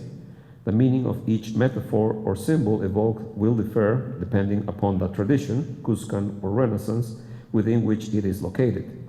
Many of the images from the Andean world having to do with historical and spiritual evolution, categories of time and space, and descriptions of nature, images which have traditionally been attributed solely to prestigious European influences, can also be read as part of a metaphorical system grounded in Incan cosmogony, about which quite a bit is now known thanks to recent work in Andean anthropology and historiography. It is also important to acknowledge that the dualist perspective of the royal commentaries is itself limited and limiting. That is, the text's use of implicit Incan symbols is clearly oriented to the interests of a specific sector of Cuscan elite. It is possible to notice the specificity of this Cuscan perspective even without any reliance upon the historical information offered by explicit textual declarations. The fact that these declarations expressly and constantly confirm the Catholic faith of the author does not necessarily invalidate all possible resemblance of some Incan symbols.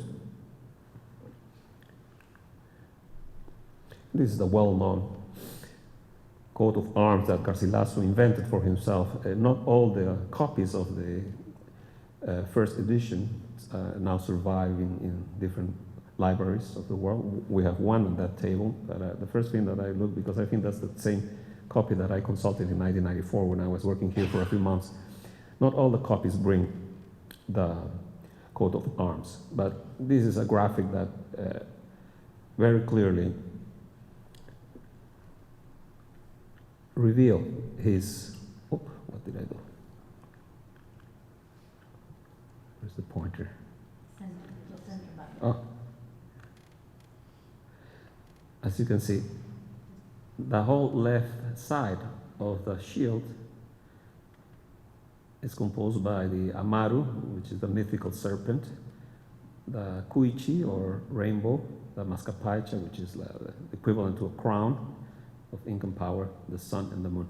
And the right side of the coat of arms represents the four families of his father, the Vargas, the Figueroa, the Sotomayor, and the Lasso de la Vega.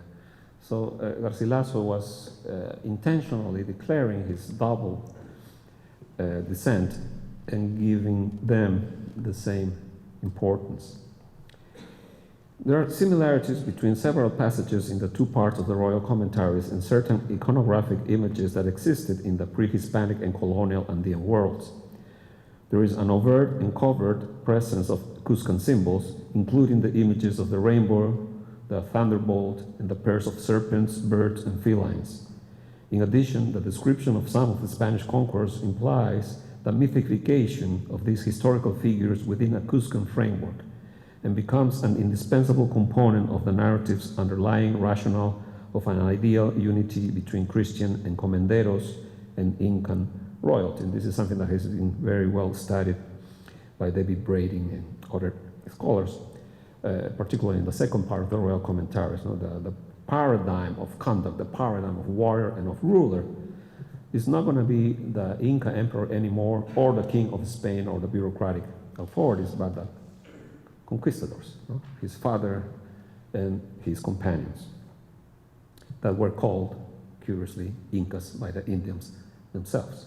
And that's one of the theories about the origin of the name of Inca Garcilaso de la Vega, not because of his mother's side, as you know, he was the son of an Incan princess, but because of his father, who was a new kind of Inca, according to our chronicler, that never realized Holy Incan Empire, as David Brading termed it, allows us to re-examine the strategy and praxis of the syncretic discourse that acts as an authorizing mechanism for the work as a whole.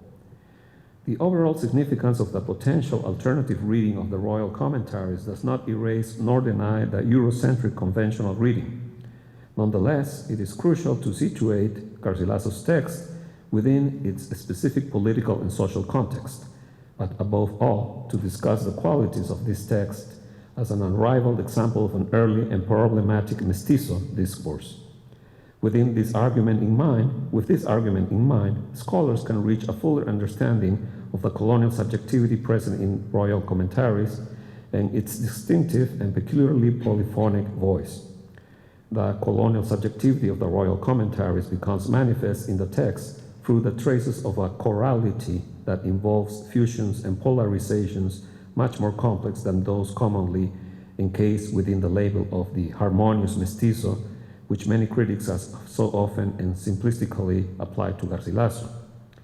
In contrast, the polyhedral perspective of the royal commentaries constitutes the beginning of a totally new concept of order and national space in the Andes, national in the archaic sense, of course, a nation in the sense of an ethnic group.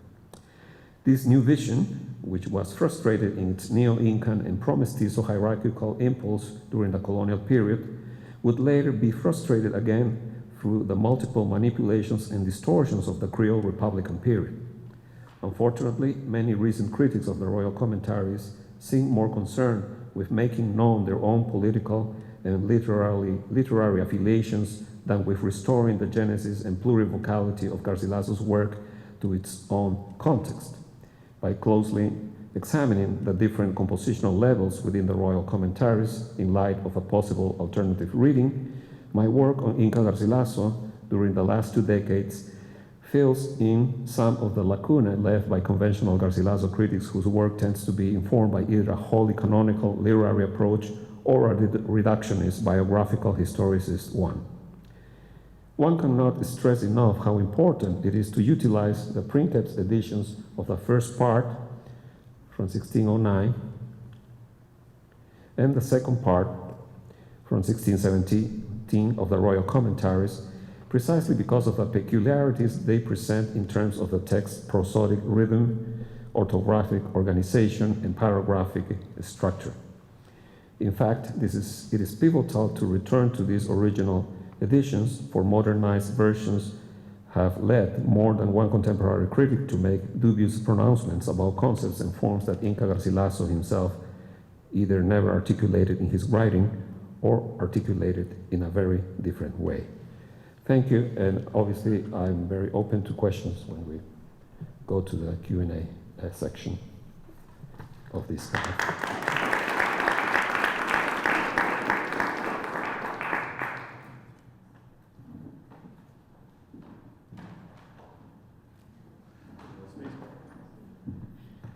Thank you so much for the riveting and thorough treatment of Garcilaso de la Vega Inca. Our next speaker, Arcida Dueñas, is Associate Professor of History at Ohio State University and currently Donald L. Saunders Fellow at the John Carter Brown Library. Her book, Indians and Mestizos in the Lettered City, which won the Thomas McGann Prize in Latin American History, is a study of indigenous intellectuals' dynamic efforts to shape their own social and political status in the colonial viceroyalty of Peru. She is also the author of numerous articles on indigenous political history in the 18th century, political and intellectual history in the 18th century, and has been a truly vital member of the Brown academic community during this year, and a real pleasure to get to know. Her talk today is entitled Mapping the Andean Intellectual, Knowledge, Discourses, and Transatlantic Networking in Fray Calixto Tupac Inca's Representación Verdadera. Please join me in welcoming Arcida Dueñas. Thank you. Well, thank you so much, Parker, for the kind words. Thank you, Andrew, for the invitation, for organizing these wonderful debates and presentations here. Thank you, the John Carter Brown Library, for hosting this event, and for all of you to be here in this not so very warm afternoon. Thank you, Jeremy, for commenting on these papers. In 1984, the Uruguayan literary scholar Ángel Rama introduced the insightful notion of the colonial ciudad letrada. He opened a new way to think colonialism as a space of power guarded by the managers of writing, law, and the Catholic canon. These were usually high-ranking officials and writers, a cadre of secular and religious men frequently referred to as letrados, licenciados, or even doctores, and who penned the legal and religious discourses that were to guarantee the Spanish imperial goals and social order in the realm. In the early modern period, such letrados, their books and ideas, circulated between Europe and the Americas, connecting and invigorating the Ciudad Letrada on both sides of the Atlantic. For the last 3 decades, Andeanists have devoted attention to the visual discourses, rhetorical strategies, and literary contexts of the chronicles by the well-known Felipe Guamán Poma de Ayala, Juan de Santa Cruz Pachacuti, Tito Cusi Yupanqui Salcamaigua, and El Inca Garcilaso de la Vega. But to some extent, scholars have also treated such writings as somewhat exceptional, and the period of this prolific literary production as rather short-living. I propose here that writing and the circulation of ideas and books by Andeans was also part of a continued effort, an intellectual tradition usually disregarded by the colonial letrados in their own time, and sometimes by a few scholars today. Well beyond the now widely known indigenous and mestizo chronicles of the turn of the 17th century, Andean indigenous and their mestizo relatives continued to produce documented colonial critiques prompted by specific conjunctures of social unrest. Such writings bear a dialogical relationship with a larger corpus of European and local political philosophies that reveal a multi-directional circulation of knowledge and political ideas in the Andes. Late colonial Andean intellectuals partook in a vigorous cross-cultural exchange of religious, political, and philosophical ideas with Spaniards on both sides of the Atlantic and with Creole and peninsular clergymen in the Americas as well. The Andean mestizo Fray Calixto de San José Tupac Inca, whose seminal text and correspondent intertextuality constitute the focus of this presentation, epitomize such kind of cross-cultural interaction. Born in Tarma, in the Peruvian north-central Andes, and this is the broad region of interest here, this is Tarma. He was born around 1710, and he claimed to be the son of Doña Dominga Estefania Tupac Inca, a member of the local Indian elite, or Inca elite, and Don Pedro Montes, possibly a Spaniard, or perhaps a mestizo, we don't know for sure. Fray Calixto professed to be a, quote from him, descendant of the 11th Inca king named Tupac Inca Yupanqui, end quote. After joining the Franciscan monastery of Tarma in the capacity of a donado or cluster servant, he spent about 5 years aiding the Franciscan missionaries in Santa Rosa de Ocopa. And that's Tarma, this is Ocopa, right? Not very clear, but it's right there, very close. Where he became literate in Spanish. He was a valuable asset for the Franciscans as a Quechua speaker, an interpreter, and as interpreter as well, who also mediated in conflicts between the communities and the missionaries. Later, during his time in Lima as a clerk for the Franciscans, Fray Calixto began to assist the indigenous Cabildo El Cercado, or the governing council of the Indian town, very in the proximities of Lima. Here it is, Lima in general, that's the general territory of the pueblo, the residential part, and I just wanted to point to something interesting here, but the pointer is not cooperating. Hey, cooperate. Okay, well, I just simply wanted to show the proximity of the town El Cercado with the Real Audiencia de Lima, which is here, where today is the presidential palace. So it's really very close, if you think. So the Indians from El Cercado had this, factor in favor to use the Real Audiencia and to address the judges there. We're gonna see how it's connected with Fray Calixto. So a little bit of the historical context of the 1700s and the text itself. The provinces in and around Lima had been experiencing social unrest since the late 17th century for a variety of reasons. Indian authorities and the communities were upset by the inefficiency of the Lima Real Audiencia, this is the Supreme Court, regarding cases of plain injustice against Indians. Indians of the northern provinces of Trujillo and Lambayeque, for example, had experienced substantial loss of land in the 1720s at the hands of encroaching Spaniards who benefited from fraudulent transfers of lands and titles known as composiciones de tierras. Since the late 17th century, and more adversely in the 18th century, the forced distribution of Spanish goods among Indians, known as repartos, wrestled valuable and scarce resources, causing havoc and straining the relationships between communities and their caciques, or ethnic lords. Since 1725 and throughout the 18th century, the native authorities of the region were organizing as a collective that they designated as the Indian Nation, sending petitions collectively directly to the king to address such issues and the enforcement of a wide range of protective laws that they had negotiated with the crown in the past decades. Fray Calixto composed his lengthy manuscript, De Representación Verdadera, and this is just a short title. I'm not gonna bore you with the complete title because I will never finish. He composed text in Lima in collaboration with the Franciscans Antonio Garro and Isidoro de Cala. Garro was a Creole, Cala was a Spaniard. That happened between 1748 and 1749. Fray Calixto was, however, the public face of the text.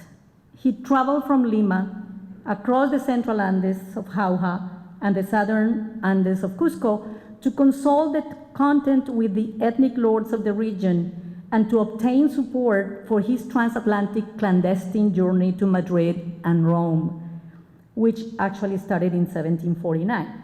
Fray Calixto aimed at holding a personal interview with the king and with the Pope in Rome to submit in person the text and its proposals for legal reform in the Andes, which included serious ecclesiastical issues as well. After a long, hazardous journey across the Atlantic to Madrid, he attained his plans only partially, as he hardly managed to hastily hand the text to the king while he was passing by in a hunting excursion. That was quite an ordeal, but he made it. So the Representación Verdadera was produced in the midst of a rebellion conjuncture in Lima and Huarochirí as well.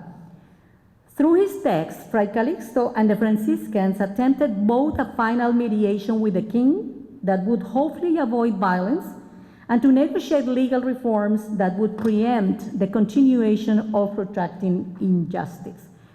They proposed that Indians have their own judges in the audiencia and to actualize the platform of privileges for the native elites that were granted in previous Reales cédulas that they had negotiated, like the Real Cédula from 1697 or Cédula de Honores. We can talk about this one, the content, if you want later. While Fray Calixto was sojourning in Spain, Andeans in Lima conspired, unsuccessfully, to kill the viceroy, to inundate the viceregal capital, and to assault the viceregal garrison, and to take over the weapons to rise up against the colonial authorities.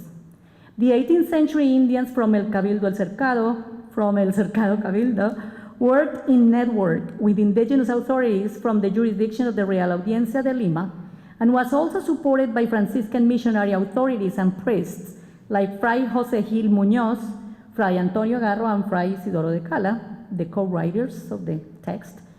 The Franciscans helped the writers and disseminators of the Representación with logistical support in the transatlantic crossing, providing room and board, and even some educational opportunities while Fray Calixto was waiting long time in Spain to have his interview with the king. Members of the Jesuit order also contributed at different stages to support the Indians, offering advice and assistance. Fray Calixto consulted with the Jesuits from the San Borja School of Caciques in Cusco in 1749 and sought their support for his journey to Spain. Although the Jesuits apparently offered no financial support, it seems that they persuaded the friar to proceed with the undertaking. As the priest of El Cercado in 1750, the Jesuit Father Felipe de Mantilla sent memoriales to the king in Spain supporting the Indians' petitions. Following the festivities of the coronation of King Ferdinand VI in Lima, in February 1748, caciques from El Cercado province in general and other Indian and Mestizo leaders discussed the need to address the problems related to the unresolved issues introduced above.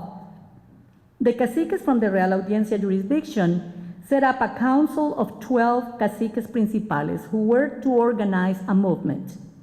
They entrusted Fray Calixto with the composition of a manifesto which would be resubmitted to the caciques for final scrutiny before delivery in person to the king in Spain. So this is a facsimile of the printed copy of the Representación, and this is a manuscript copy that rests in the Archivo General de Indias in Seville. The Representación was finished in early 1749 and was printed soon after. The council entrusted the Franciscan Fray Antonio Garro to compose in Latin a memorial to the Pope, which came to be known as Plantus Indorum, which is displayed in the table. You will identify it because it's the smallest one of all, or Indian Lamentation, and this is how it looks, and the facsimile page 2. This Plantus Indorum he finished, or Garro finished, in 1750. Fray Calixto de San Jose and Fray Isidoro de Cala brought with them the two texts and other supporting documents to Europe before they delivered the Representación to the king on August 23, 1750. While waiting for an interview with the king in Spain, which the Council of the Indies eventually never granted, Fray Calixto was able to join the seminary school of the in the Franciscan convent of Saint Spirit in Valencia, Spain, in 1752, where he was trained in Latin and ordained as a lay brother. He finally crossed the Atlantic back to the Franciscan missions of Charcas in 1754, and in 1756, he reappears in Lima, apparently organizing clandestine meetings with the Indians of El Cercado native Cabildo. The Viceroy Conde de Superunda accused the friar of both writing and divulging the Representación and instigating new Indian conspiracies in 1756.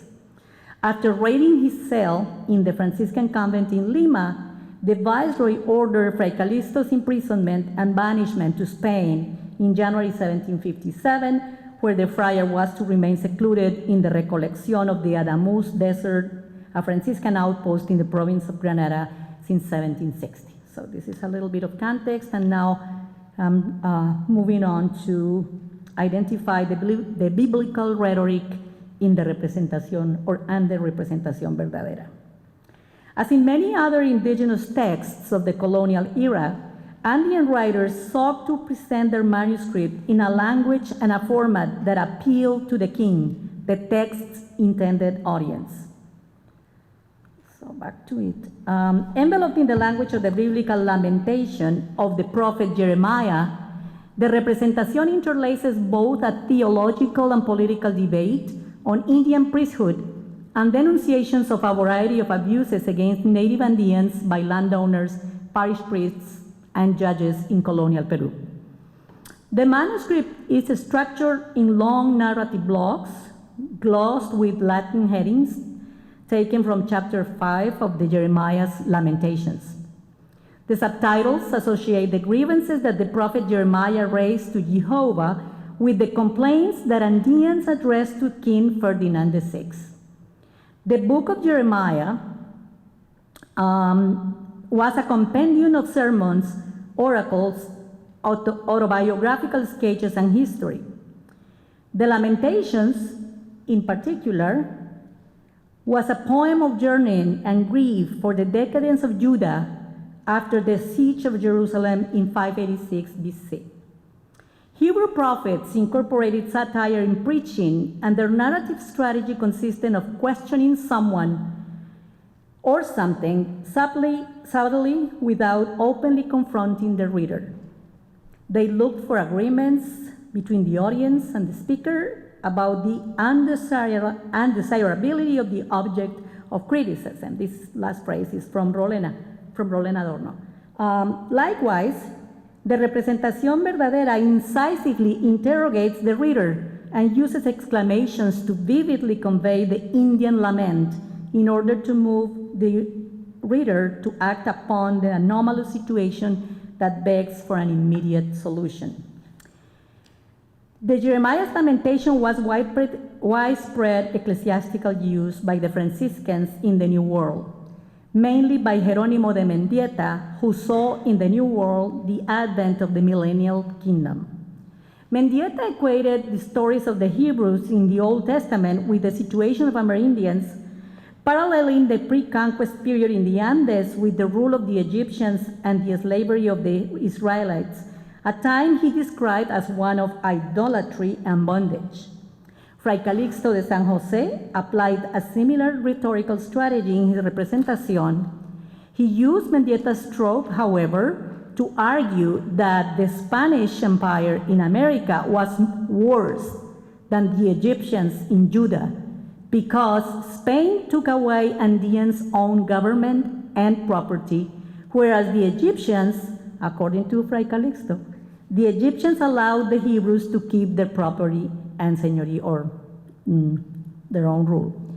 Like Mendieta, Fray Calixto utilized the language of the prophet Jeremiah's Lamentations to prophesy the fall of the Spanish monarchy. Mendieta spoke like Jeremiah, prompting the king to deliver Amerindians from bondage as well. It's a language that is reproduced constantly in the Representación as well. In chapter 5 of Jeremiah's Lamentation, the prophet reminded Jehovah of the oppression of the Hebrews, or the oppression that the Hebrews suffered under foreign rule. And I quote from Jeremiah, "Remember, O Jehovah, what is come upon us. Behold and see our reproach. Our inheritance is turned unto strangers, our houses into aliens. We are orphans and fatherless," end quote. Likewise, the Representación lamented the state of Andeans under Spanish rule, while advancing point-by-point denunciations of social injustice and concluding somberly that, and I quote from Fray Calixto, "In the end, the courts remain so far away from us that the poor moan and cry without justice," end of quote. While Jeremiah's lamentation finishes with somberness, quote from Jeremiah, "But thou hast utterly rejected us. Thou art very wrath against us," end quote. The Representación, in turn, laments that, and I'm going to read because it's the same in Spanish, "Despreciándonos nos arrojasteis y os airasteis grandemente contra nosotros," end of quote.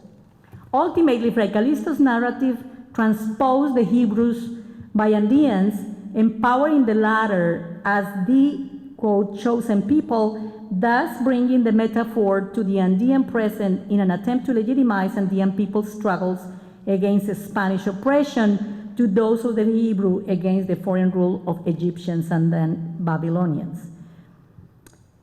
The late medieval philosophical tenets in the Representación Verdadera. The neo-scholastic tenets of Spanish scholar Francisco de Vitoria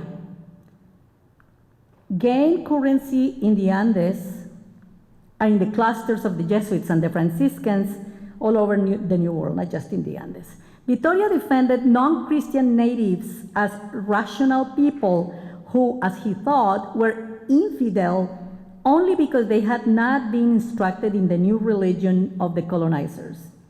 Vitoria also supported the property rights of indigenous subjects, comparing their status to that of the Hebrews and the Muslims, who, according to him, had traditionally been allowed to keep their property while they were subjected to foreign rule. Basically a similar argument than Mendieta's before, in this particular regard only. Vitoria argued that waging war against Amerindians was illegal on the part of the Spaniards because Amerindians were free subjects, and that the crown only had rights of tutelage and sovereignty over them, but no property rights over their resources whatsoever. Following Vitoria, Fray Bartolomé de las Casas and Fray Domingo de Santo Tomás defended the rights of native Andeans to possess and own those resources and to retain their señorío or lordship of their communities. The Representación is a crucial text also because after the death of Las Casas, it renewed earlier debates over the just titles of Spain in America or the legitimacy of Spain's right to dominion. Challenging current assumptions by some scholars that after the Toledan reforms, Spain's dominion and the just titles were no longer challenged, Guamán Poma de Ayala, Fray Calixto de San Jose, Tupac Inga, and other Andean intellectuals, in conversation with Franciscans and Jesuits, understood that their ethnic lords' rights as the natural rulers in America would be most persuasively argued through medieval European notions of political legitimacy, coming from the political theologies of scholastic and neo-scholastic affiliation. In other words, they selected notions such as natural law, common law, just war, because they sought a dialogue with the king in his own terms. In this process of cultural translation, however, Andeans displaced such concepts to a critical territory that not only delegitimized the Spanish conquest and its aftermath, but also undermined the political purposes of the Toledan policies and their long-lasting effects in the Andes, including the resettlement of Andeans in Pueblos de Indios, the NITA program, and ultimately the long-lasting effect of the assassination of Tupac Amaru I that consolidated Spanish rule in the Andes and the political and economic dispossession of Andeans. Juan Mampoma de Ayala, for example, had already argued in 1615 that no hubo conquista, there was no conquest in the Andes, because Atahualpa was willing to receive Spaniards in 1530.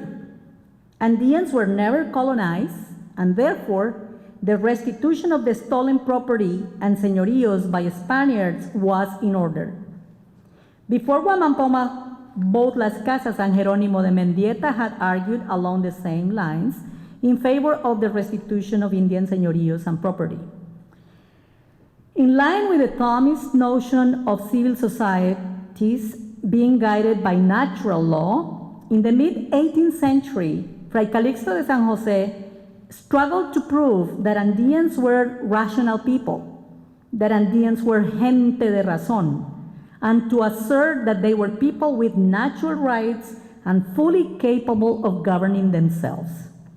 This argument sought to dismantle Juan Gines de Sepúlveda's characterization of Indians as natural slaves earlier in the 16th century and to question the legal status of Indians as perpetual minors and perpetual neophytes. And he had a particular reason to discuss this issue of neophytism, I guess, because he was asking for the ordainment of the Andeans, the right to be ordained as priests. And the argument of the church always was that Andeans were not all Christians, that they were neophytes, they didn't know the dogma, they didn't know how to perform the sacred, or to even understand the sacred mysteries.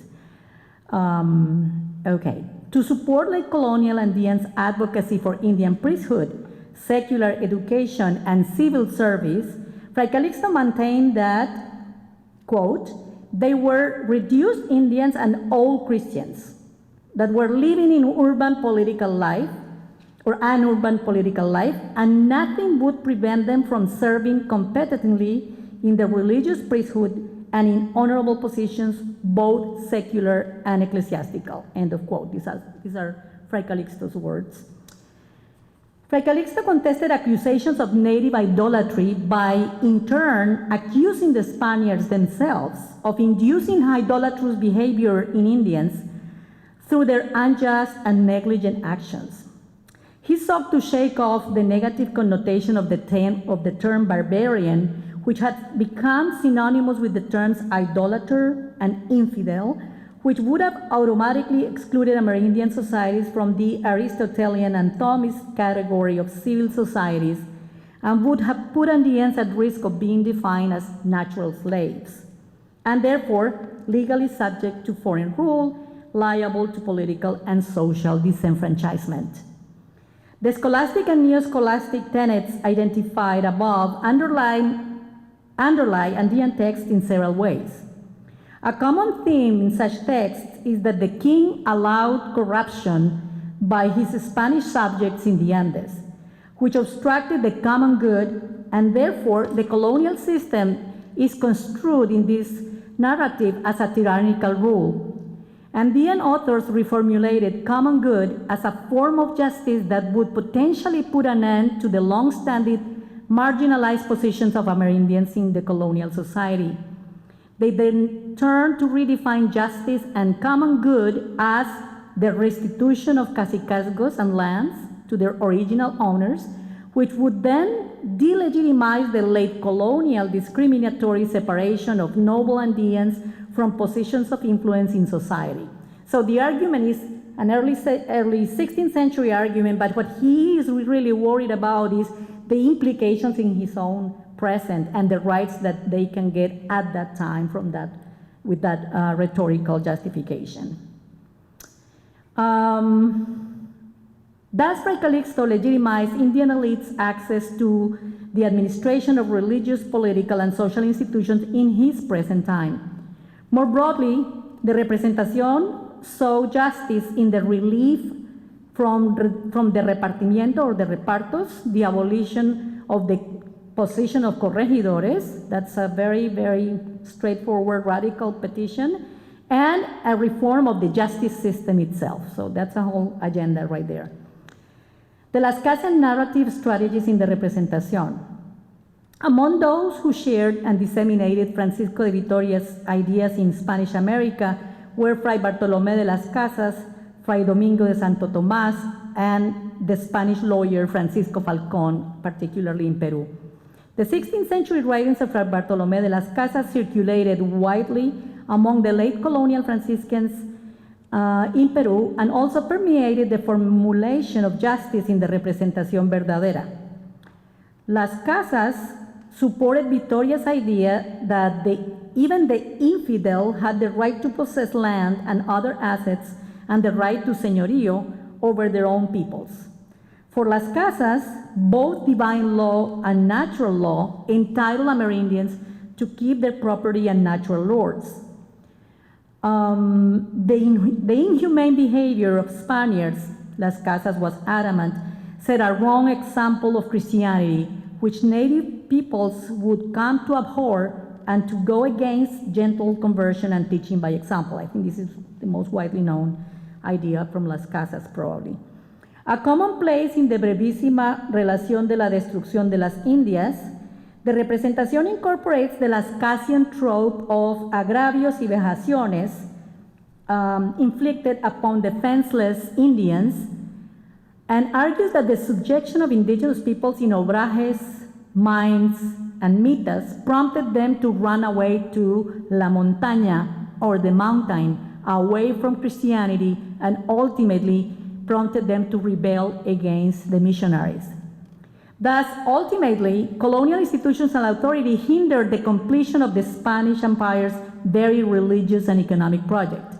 In the 1540s, Las Casas claimed for justice against encomenderos and miners, clearly for the sake of the Spanish evangelization project, which in his time led to the issuing of the new laws, 1542, and later in 1603 and 1604 to royal decrees reiterating the ban on Indian forced labor. The 18th century authors of the Representación, however, demanded that because the colonial authorities and ultimately the king himself had systematically neglected such protective laws over the years, the only way out would be the inclusion of Indian judges in the Real Audiencia structure and the formation of an Indian priesthood to replace corrupt Spanish officials and priests. I'm going to skip the analysis of the lawyer Francisco Falcón, who was very popular among caciques. He was very good at winning cases for caciques in the Real Audiencia, for the sake of time, to the final section and conclusions. Early Andean writings and the Representación Verdadera. And here we can discuss common themes. The intertextuality that transpired in the Representación would not possibly be complete without acknowledging the long dialogical line connecting Garcilaso de la Vega's writings with the Representación in the 18th century. Although it was taken only fragmentarily, Garcilaso de la Vega's scholarly work certainly functioned as an authoritative source of Andean collective memory in the 18th century, beyond the confines of the Cusco area and in the late years of colonialism in the Andes. Fray Calixto openly acknowledged the fatherhood, so to speak, of Garcilaso's work as a proud inspiration for the Representación Verdadera. Fray Calixto incorporates a long chunk of comentarios reales, especially when Garcilaso discusses the meaning of huaca, because Fray Calixto goes on to long argument to deconstruct the idea of idolatry by using all the argument of Garcilaso. So that's a long section of the representation as well. Additionally, as he traveled to Spain and while waiting for an interview with the king, Fray Calixto met other indigenous sojourners and even residents of the royal palace with whom he would eventually coordinate new legal battles and agendas. In Madrid, Fray Calixto worked in conjunction with Don Cirilo de Castilla, an elite Indian and presbyter from Tlaxcala, to demand the creation of schools and seminars for the native elites for both Tlaxcala and Lima. Also in Madrid, Fray Calixto worked with the noble Inca, Don Juan de Bustamante Carlos Inga, from Cusco, who was a resident of the King's Court in Madrid in 1750s. This is fascinating history that I don't have the time to go over, but we can discuss something about it later. Fray Calixto was able to file a request for freedom of passage to Spain, the freedom of passage of native elites to Spain, not everybody, but the elites to Spain, with the support of Carlos Inga, who filed a petition in the Council of the Indies for Fray Calixto, which eventually was approved, but only in the terms already stipulated in the Recopilación de Leyes, which is not what Fray Calixto really wanted. So I'm concluding very quickly. This broad mapping of the ideas and schools of thought that enter in a usually unacknowledged dialogue with the Andean Representación Verdadera allows one to understand the cosmopolitan nature of indigenous intellectuals in late colonial Peru. Contrary to historiographical commonplaces, Andeans had been partaking of the scholarly conversation flowing between Europe and the Americas and back, not only at the turn of the 17th century, as it's commonly acknowledged, but they continued to do so in the late years of Spanish rule. At the same time, the Representación reveals intriguing dialogue over the years with the early colonial fellow Indians and Mestizo chroniclers' writings such as Garcilaso's. The later Andean scholars were also avid litigants and cultivated legal writing and transatlantic travel to empower far-reaching political agendas animated by the ideal of carving autonomous spaces for Andeans inside the colonial society. The intertextuality of Andean manifestos in particular reveals the cross-fertilization of European notions of natural law, common good, señorío, and conquest. The Andean reinterpretation of such tenets rendered new understandings of justice that spoke to the changing political and intellectual landscape of the colonial Ciudad Letrada. As intellectuals in their own right, Andean writers and legal activists of the early modern period forced historians to acknowledge the changes that European ideas underwent in the New World as they were translated into the political and intellectual idiom of indigenous subjects commonly excluded from the intellectual fora of the colonial, of the colonial Ciudad Letrada. Sorry, that was Fray Calixto, and this is it. Thank you very much.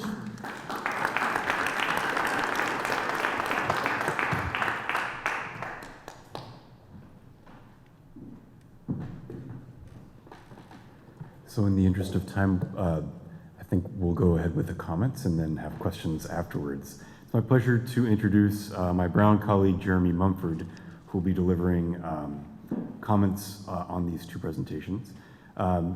Jeremy teaches in the Department of History at Brown and conducts research on the social, political, and cultural history of colonial Peru. His 2012 book, Vertical Empire, The General Resettlement of Indians in the Colonial Andes, Duke University Press, is the first book-length study of Viceroy Francisco de Toledo's Reducción program and a foundational text for the new historiography, I should say also archaeology, of the Toledan reforms. In the process of engaging in this work, Jeremy has shed a great deal of light on how the Andean past and Andean institutions were understood and in turn transformed by colonial actors. And he's also one of the only historians I know who's roughed it out amongst the strange species we call archaeologists on a research project on a long term. Thank you, Jeremy.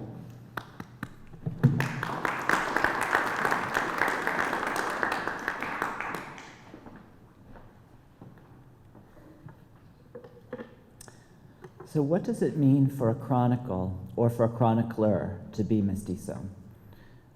El Inca Garcilaso de la Vega would seem to be a great place to start because, as Amber pointed out, he's pretty much the only early modern writer, I think, who actually is willing to claim the name mestizo and defend it. In spite of his fame, El Inca Garcilaso de la Vega is an enigmatic personality. For most of its lifetime, the royal commentaries of the Incas have been seen as the last word on the history of the Inca state, the definitive account of what was the largest indigenous kingdom in the Americas. The book's preeminence is in part because for a long time it had few competitors. While many other books about the Incas were written in the 16th and 17th centuries, most of them remained unpublished until the 20th century. But the fame of the royal commentaries was due mostly to the book's intrinsic power. It's a vivid, coherent picture of the Incas as benevolent despots and philosopher kings, written in crystalline Castilian prose, for which Garcilaso was recognized as one of the great prose stylists of the Spanish Golden Age. Every generation has its own reading of El Inca Garcilaso. 18th century Peruvian readers, both Creole and indigenous, were transfixed by it. The indigenous leaders of the great rebellions of the Andes in the mid to late 18th century incorporated it into their intellectual arsenal as a usable past.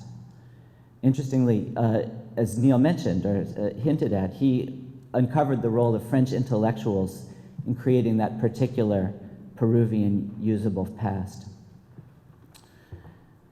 In the 19th and early 20th centuries, Garcilaso enjoyed a new vogue as a source for the deep roots of the Peruvian nation. But in the mid-20th century, scholars reread and reimagined Garcilaso in a completely different light. The royal commentaries were written toward the end of a life that seemingly had little to do with Peru. Garcilaso left Peru as a teenager, began a military career in Spain, but failed to get the royal recognition that he aspired to, became a scholar and author, but his subject was not the country of his birth. Instead, he worked on Neoplatonic philosophy and the Spanish invasion of Florida. His very name, Garcilaso de la Vega, was one that he chose for himself to align himself with his Spanish father's aristocratic lineage, as well as the distinguished soldier poet of the early 16th century, Garcilaso de la Vega, who introduced the Petrarchan sonnet to Spain. It was only after all this that he discovered that he was Peruvian, that he discovered that he was Inca, that he was mestizo. And he reinvented himself as heir to the knowledge and prestige of Tawantinsuyu, the Inca state. Furthermore, mid-20th century readers realized that the content of Garcilaso's royal commentaries had more to do with Renaissance European political philosophy, with Thomas More's Utopia and the rereadings of Plato's Republic, than with the real historical Incas, whom ethnohistorians in the 1950s and 60s were finally beginning to understand through non-literary sources on the ground, including colonial administrative visitas and archaeological excavations. Garcilaso de la Vega, it seemed, was many things, but he was not an Inca, and he was not a knowledgeable source for understanding the Incas. But in spite of the intense Spanishness of both the author and the book, there remains something stubbornly Peruvian about the royal commentaries, an authenticity that readers sensed even when they couldn't pin it down. He has very, very few moments where he talks about his own direct experiences and childhood memories, but those are some of the most vivid points in the book. In one, he talks about, as a young man, seeing the mummy, the malki, of the Inca king Huayna Capac, and how he hefted it and touched its finger and felt that his finger was like dry wood. There are these moments when you realize that he was there, that this is part of who he was. His book was published toward the end of what some have referred to as a golden age of indigenous historiographical writing in the Andes, from the 1560s to the 1610s. Accounts of Inca history by Indian or Mestizo authors writing in Peru, most of which were never published until the 20th century. But this period included most famously Huaman Poma's Nueva Crónica y Buen Gobierno, as well as Tito Cusi's Instrucción, the history of Juan de Santa Cruz Pachacuti, various short texts said to be drawn from quipus, as well as chronicles written by Spaniards such as Juan de Betanzos with evidence of being partly drawn from direct accounts of indigenous collaborators. All of these texts that Dr. Mazzotti drew out so beautifully, their textual Peruvianness. Mazzotti emphatically and persuasively situates Garcilaso's royal commentaries within this corpus, this Indian and Mestizo historiographical tradition. With a poet's attention to the fine-grained texture of Garcilaso's prose, this talk brings out aspects of the text that others have missed. Part of what makes Garcilaso's book so readable today, so seemingly modern, is the silent editorial distortion of editors who have modernized and clarified his punctuation, among other things. And a close attention to something so seemingly superficial as punctuation actually brings out a whole new dimension in the prose, showing traces of Quechua syntax, as well as rhetorical structures that connect it both to colonial Quechua writing and also to Quechua discourse and Quechua poetry today.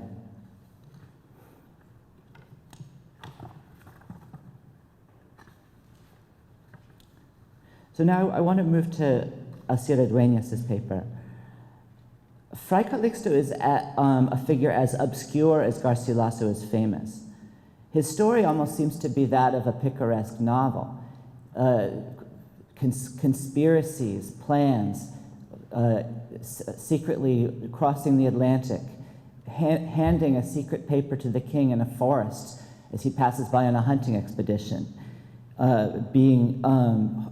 holding secret meetings in the walled barrio or Indian ghetto of Lima, El Cercado, being arrested on false accusations of collusion and rebellion.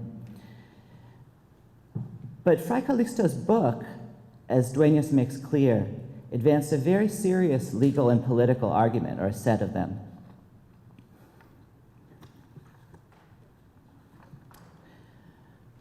Dueñas wants, among other things, to insert him in the same body of texts which Mazzotti has discussed. She complains that we tend to see these texts, what I call the golden age of indigenous historiography in the Andes, as a closed corpus, a historical moment, a field of opportunities, topics, and strategies unavailable to later writers. In fact, as she shows here and in her other work, Indian and Mestizo voices throughout the colonial period remained in dialogue with those of the past. Fray Calixto was in conversation with Garcilaso, among many other interlocutors,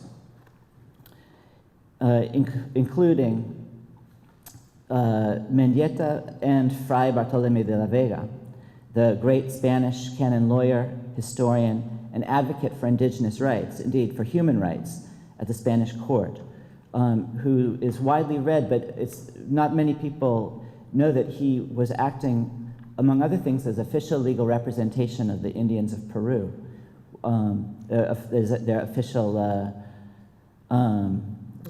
procurador.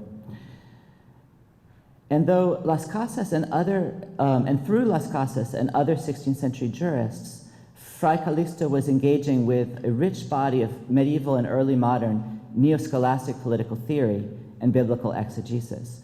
Dueñas is building on earlier work, a succession of scholars from Louis Hankey, Anthony Pagden, to Relena Adorno, who made a crucial contribution in showing that Huaman Poma was very aware of Bartolomé de las Casas's reading of neo-scholastic political thought. Dueñas tells us that Fray Calixto, like Huamampoma, or rather she associates him with Huamampoma as people speaking to the king in his own terms, in some sense, in the terms of the School of Salamanca, in the terms of neo-scholastic thought. But of course, in 1749, Fray Calixto was talking to a Bourbon king in a Habsburg king's terms.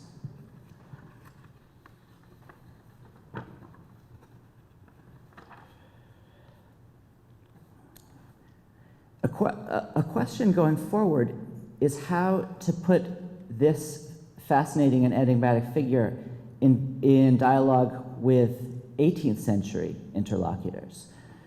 This would include official discourse, such as reports of expeditions like that of Juan Ulloa, who were dealing with some of the same questions as these Habsburg writers, but in a transformed landscape. Perhaps most fruitful might be the La Soria de Ciegos Caminantes, in which the question of Inca inheritance was very much still alive in the late 18th century, and which one of the possibly fictional, possibly real collaborators and participants in the book also claimed to be descended from the Inca kings, like Fray Calixto. Most interesting for me would be to put Fray Calixto into conversation with the indigenous rebels of this great age of Andean insurrection in the 18th century. Dueñas points out that those who wanted to keep Indians out of the learned professions tried to conflate claims like Fray Calixto's with rebellion against the king. This was clearly false and motivated by malice. But the explosion of historiographical attention to the 18th century rebellions in recent years by scholars like the Argentinian Sergio Cyrilnikov or by Charles Walker, have revealed that their leaders, such as Tomás Katari, José Gabriel Condorcanqui, Micaela Bastidas, were not motivated by messianic dreams of a kind of atavistic, ancient, unchanging Inca millenarianism, which is what scholars had long seen it as. But rather, they were taking specific positions in Hispanic debates about political theory. Concretely, they were trying to revive Habsburg political ideas, some of the same ideas about legal and political title, the transfer of Inca legitimacy into a composite Habsburg kingdom. They were trying to revive Habsburg political ideas in a Bourbon context, which might be one way to describe Fray Calixto's program, or at least part of it. Something that might be worth exploring more. So I'll leave it there, and I think there's still time to discuss these really fascinating two papers.